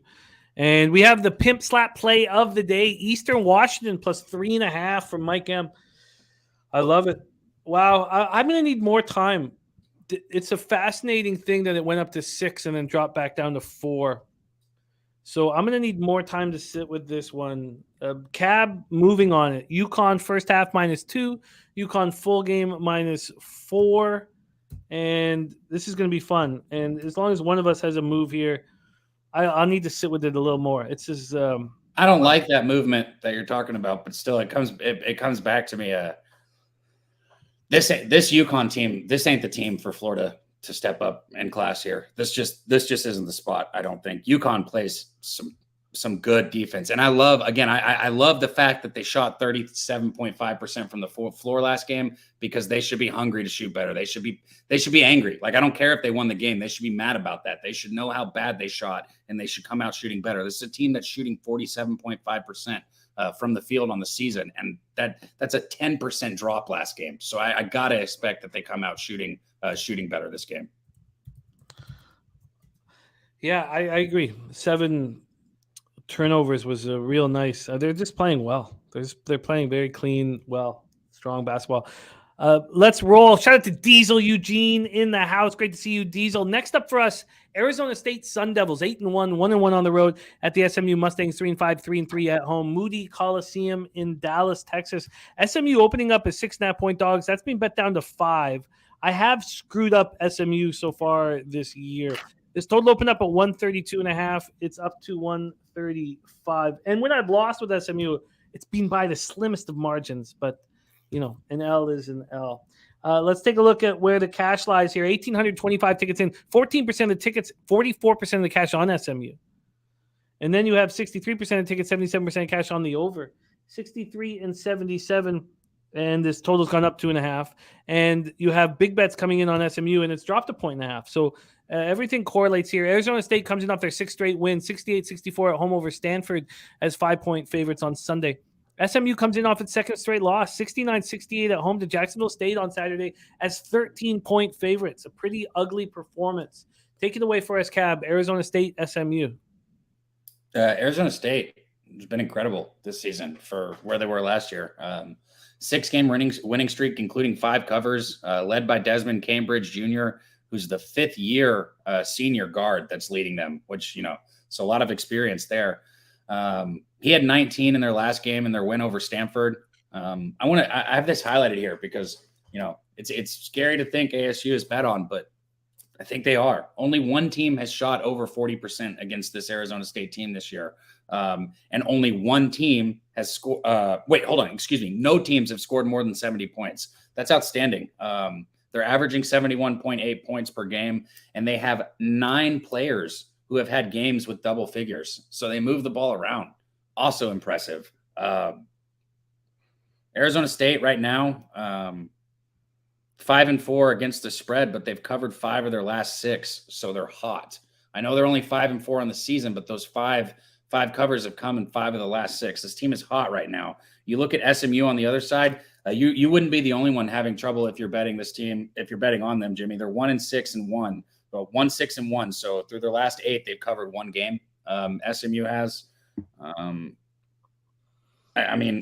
Phelps last game had a team high 23 points, which is just that's kind of sad that your team high is sitting at 23 points, and that wasn't a loss to Jackson State. I could only look Arizona State here, even at with the spread where it's at, which is crazy because coming into the season, me saying Arizona State -5.5 or -6 is not something I thought I'd say. I haven't bet it, but that's where I would if I was going to. Yeah, it's I find this tricky. You have a team that's 8-1 on the road. They're just 500 on the road. They look bad in that loss at Texas Southern. Let's just go to this Colorado loss at Colorado. That was before they won 60-59. let's just take a closer look at this game here, because they were 5-point dogs and went into Colorado. They were down 38-23 at the half and battled all the way back. Mighty Ice looking at the first half under, and then I guess, do they have Creighton on deck? That's going to be. They do. Yeah, they do. I meant to touch on that. Arizona State's about to hit the trenches. Yeah, Creighton at home. Creighton, San Diego, San Francisco, Arizona. Trenches hard. It's not just Creighton. Watching Arizona State battle back in the second half. Now, when I took SMU last out, I took them first half, and I believe that was against Tech. Was it? Let me just move back over here. Remember, I got a big line on them first half. Let me just pull this up quickly. I guess I'll stay off here. But there's clear sharp action. Oh, it was against Texas A&M. There's clear sharp action here. That was my only loss. That was like 2 weeks ago on a Friday or a Thursday. Fuck, I don't even remember. There's clear sharp action on SMU, and I'm not going to get in the way of it. But I think it's, you have a team coming off a loss at home against Jacksonville State. I can understand you trusting Arizona State, especially after that comeback in Colorado. I'm just going to stay off of this spot. Coin saying ASU has played the 4 straight unders. Matty Ice looking at the first half under. And Eddie Euler on Arizona State, -4.5. All right, you're staying off that for anything official, Cab? Yeah, I'm staying off this. Yeah. Let's move on to 9 p.m. Eastern. The upstart Pittsburgh Panthers playing good ball after a real ugly start. 6-3, 2-0 on the road at the Vanderbilt Commodores. 4-4, 2-2 at home. We're in Nashville, Tennessee for this one. Let's go over to the line history here for Pittsburgh Vanderbilt. Move over here. We have Pittsburgh opening up as 4-point dogs, now 3.5-point dogs. From a total perspective, it opened up at 137. It's now at 138. When we get to the cash flow, just 912 tickets in. 70% of the tickets have come in on Pittsburgh. We don't know the cash flow there. 54% of tickets are on the over, and we don't have cash flow information there. Pittsburgh coming off their 5th straight win, 68-60 at NC State on Friday as 10-point dogs. I mean, these guys that was very impressive. Vanderbilt bounced back from its, I guess you call it bounce back from its 70-65 loss at VCU by beating Wofford at home by 3 points, 65-62 as 8.5-point favorites. I'm interested in Pittsburgh. They got all the momentum. Big Mo.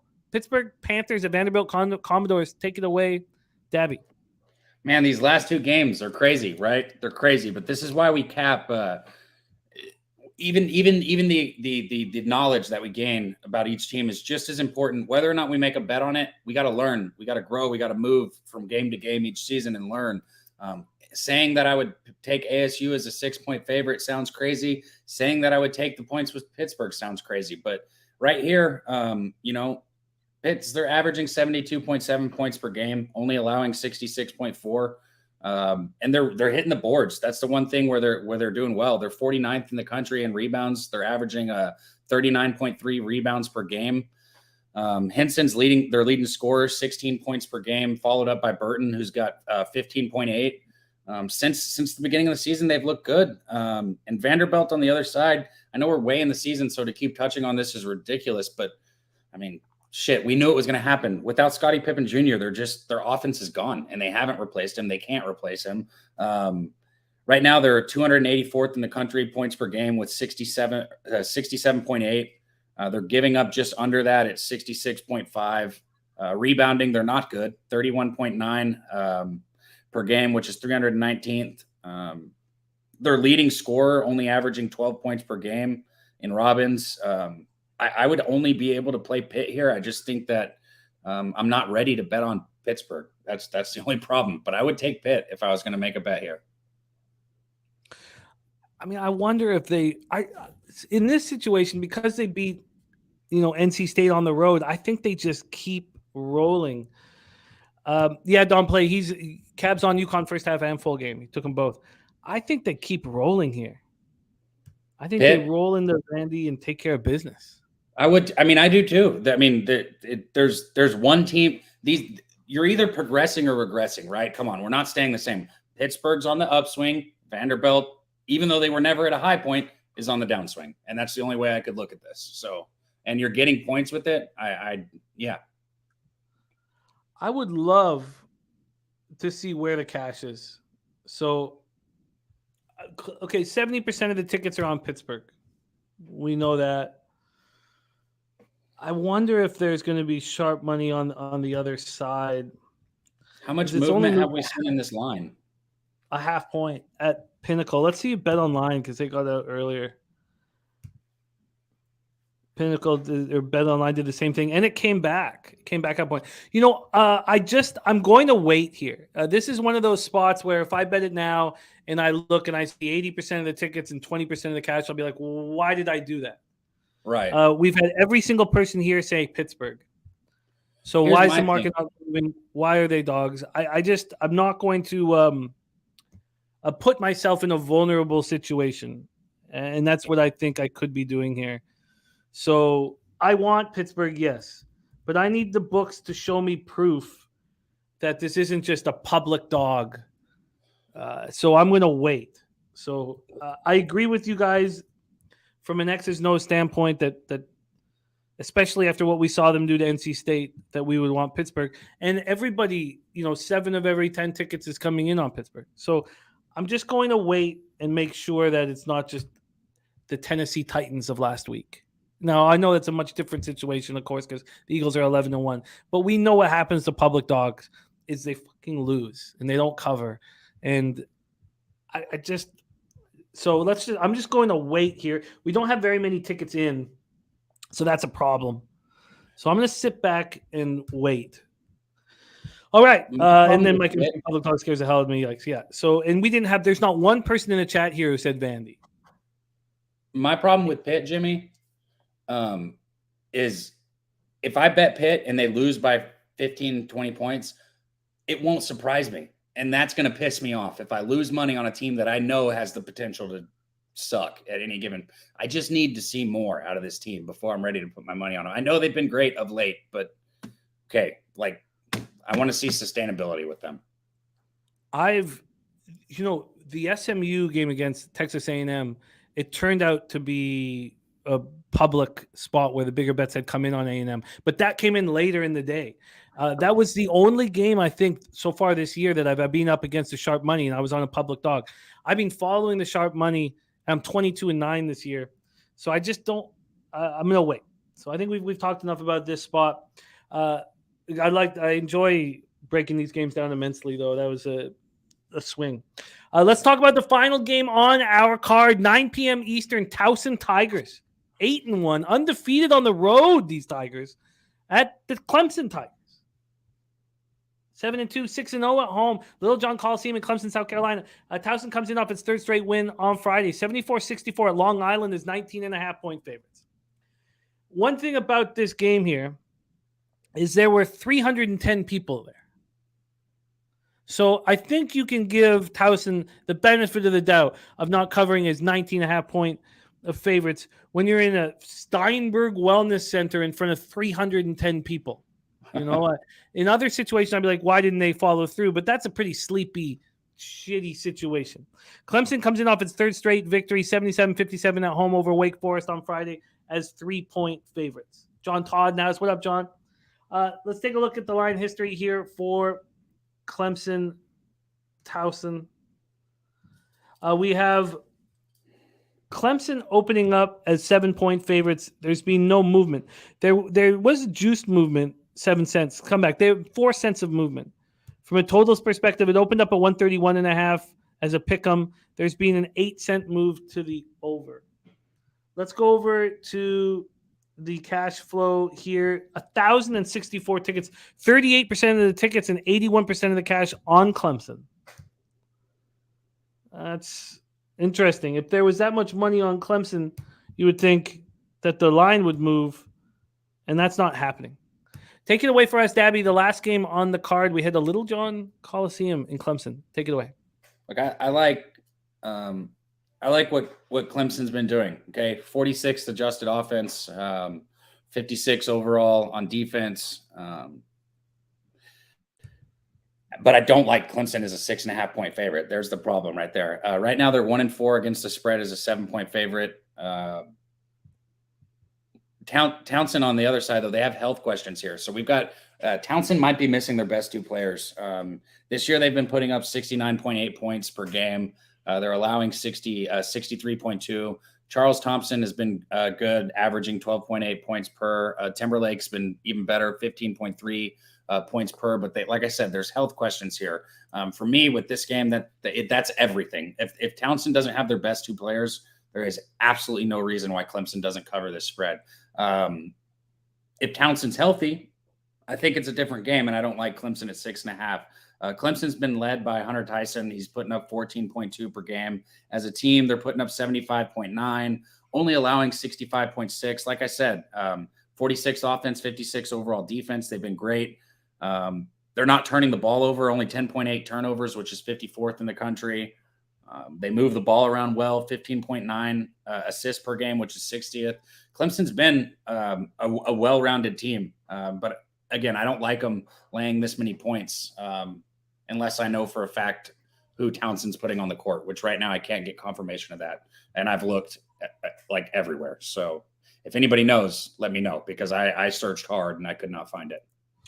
And the public backing Towson, but the big bet's coming in on Clemson. And again, the line not moving. Well, if somebody knows that Townson's going to be missing their leading scorers, their top two leading scorers, you hammer Clemson. But I can't find, like I said, I can't find something confirming that or not. Yeah, and if someone hammered Clemson at one of these books, we would have that they respect. We would have seen the line move. Right. So let's just see if it's just Pinnacle. Let's just move over to Bet Online, see what they're doing with it. So here you go. This line came out yesterday at Bet Online. The first move, it took 8 hours, but was towards Clemson. Clemson got to 8, but then Towson got down to 6.5. So it just moved to 7 at 12:14 p.m. This is uncomforting. Trinelius Coleman says this isn't rocket science. Clemson has covered 6 against opponents better than Towson. Easy money. They're 1-4 last 5 ATS as a 7-point favorite. And I guess it's not as easy as it sounded, Trinelius. But go get that cash, man. It's okay for a difference of opinions. Oh, yeah, and I'm just reading the numbers. I mean, I think Clemson's a better team, too. I'm just reading the numbers. No, I get it. I dig it. All right, let's review all action. Cab starts with St. John's first half minus 4.5. I also want St. John's first half. Michigan State first half is the taint play of the day, and I have interest in it, but I'm going to study it a little more. I'm moving on the under 140.5 in Siena, Georgetown, and I'll just leave it at that. I'm a Cornell first half plus 8.5 for me. A Dayton first half as well. I believe that'll be plus 3.5, or I'll have to go over the exact number. Nebraska, Indiana, we stayed off. Cab double up. UConn first half minus 2, full game minus 4. Mike M. Pimp Slap play today is on Eastern Washington plus 3.5. Arizona State, SMU, we stayed off, but the market's moving towards a 3-5 team against an 8-1 team. And maybe if SMU didn't burn me, I'd be on them. Maybe. Pittsburgh, I need to see where the cash lies. And Towson, Clemson, we decided to stay off. That is our NCAA coverage. When are we going to hear the exciting news about this Christmas extravaganza? Soon. Yesterday, we confirmed everything. We got to talk with OG Slaughter. We got everything. So soon. We will be announcing it soon. And it'll be like I said, a pop-up Christmas special. It's going to be dope. Oh, you guys are right. And Taint is Denver. My bad. He's just on. Taint play today. Denver Pioneers plus 6.5.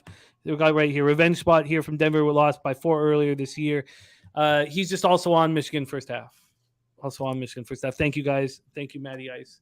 And thank you, Daby Cab. I'm looking forward to hear the news of the Christmas show. I love the video of you guys rolling at Lake Charles. If you haven't seen it, check it out on our YouTube page right now of the boys partying in Lake Charles, partying at the DraftKings Sportsbook. And thank you. Thank you for being here, rocking with us. I'm not sure, Danny Lopez. I don't know. I don't have that answer. I'm not sure if that will happen. Don Play asking Maddie if is any players out for Denver, wondering why the line's so high. Maybe it's so high because of the game before this. Eddie Euler says, imagine if you had tickets in Toronto weeks ago for Lakers. I can't count on star players playing anymore. That'd be awful. Go there and see who. Awful. I love it. Cab, follow our guy, Daby Cab, on Twitter. And you can also catch him here on Wednesdays and Thursdays. And love capping with you, Cab. What's next for you? Oh, by the way, we've got lots next for you. So one of the things we have going on is this Friday night. AD should be healthy, right? LeBron should be in. Or look, if these guys are out, we got to switch games. I think that's what I was gonna say. That game got less interesting, didn't it? I think they'll be back. I think they'll be back for it. The idea right now is the live stream on Friday is for Cab and Razor is the Lakers at Sixers. But we can change it to that Pelicans game if they're both going to be announced out. So why don't we keep that as a caveat switching? But Lakers at Sixers. And then Saturday, Daby Cab is the Alabama Crimson Tide in NCAA basketball at the number 1 ranked Houston Cougars. Let me Darryl this. Houston, I don't give a fuck what the spread is. Let's go. Saturday. I'm all over these Cougars, baby. I don't give a shit. Let's go. And Bo Jackson now saying I might not go to the game. It sucks, Bo. I'm sorry that he's got tickets to the game. It sucks. So that is the Saturday NCAA Alabama Crimson Tide Houston Cougars. But that's not all. This Saturday at 10 a.m., we have our first NCAA basketball pub hub. Our first NCAA pub hub. So you'll see Daby Cab, Connor Mack, and Bo Bano breaking down the entire NCAA card. So that's our first one of the year this Saturday. NCAA pub hub. Oliver Page says, got the boys watching in Disney World. Respect Oliver Page, our guy. Enjoy the day, my man, and thank you for the support. Respect to our guy, Oliver Page. Billy Friedrich's only college basketball played tonight is Cal Baptist, Weber State. First half under 63. So a lot of action for you, Cab. You got a busy week ahead. Busy week ahead. Thank you for making the time for us. Any last words before we put a bow on the show? Oh, man. You guys in the chat. Billy, Oliver, Don Play, my guy, Bo Jackson, all you guys, man. We don't have anything here without you, so thank you guys. It's all love, and let's get some fucking money. Let's milk these these bookmakers and make all that fucking money this weekend, Jimmy. Let's get it, man. Let's get it. I tried to put leche in as a tag, and it went leche caliente. So maybe that's next for us. Is hot milk. Maybe we need a hot milk. Much love, Daby. Thank you for rolling with us, my guy. Great stuff from our guy, Daby Cab. All right, let's review all action here. I'm on the Flyers at plus 120. I'm on the Sabres -1 at plus 106. I'm on the over 6 in Minnesota Calgary at minus 120. And I'm interested in the under 6 or the first period Avs. I need a little bit more time to sit with that. That's all for me in NHL. Then Ixnizzle and Viper on the over 235.5 in Bucks Kings. We have our guy, it's Darryl. I don't give a shit what the spread is playing today. He's got 3 of them. First with Nets first quarter -3.5, -105. Then he has this isn't is it? I don't give a shit what the spread is. The second one. I thought I wrote them all down. It is the Grizzlies first half -4 at -115. He's also on the Kings first half +4 at -114. I'm going to roll with him on that. I might even double up on Kings full game as well. Pacers, Timberwolves, we stayed off. The third and final, I don't give a motherfucking shit what the spread is play today, is the Pelicans -10.5 at -103. And then the under 230.5 is for me in Boston, Phoenix. I've heard that it's gone down to 230. That's upsetting. I knew I should have moved on it right away. No, still 230.5 for me. I got to bet that right away. Yes, Alex Ramirez, my man. Jonathan Yim, thank you. That was a wild one. That was a fucking wild one. Down 4-0 after the first period. Looked bad. Looked bad, but we took it away. Sterling Gentry said, a lot of money to be made in college basketball tonight. Let's get it.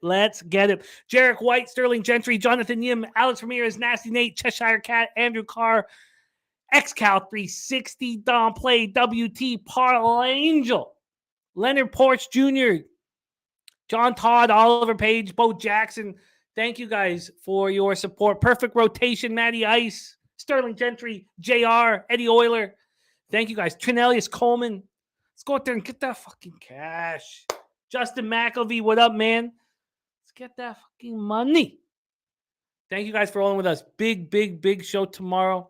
We start off with NHL with Mr. Gokster and then NFL with Mr. Gokster as well. Then we break into NBA and NCAA basketball. Daby Cab will be back to join us. But let's go out there. Get this fucking money. Let's have a big Wednesday. Thank you guys for your support. Fucking milk these bookies, man. Fucking milk these bookies. Leche. Hey, los bookmakers.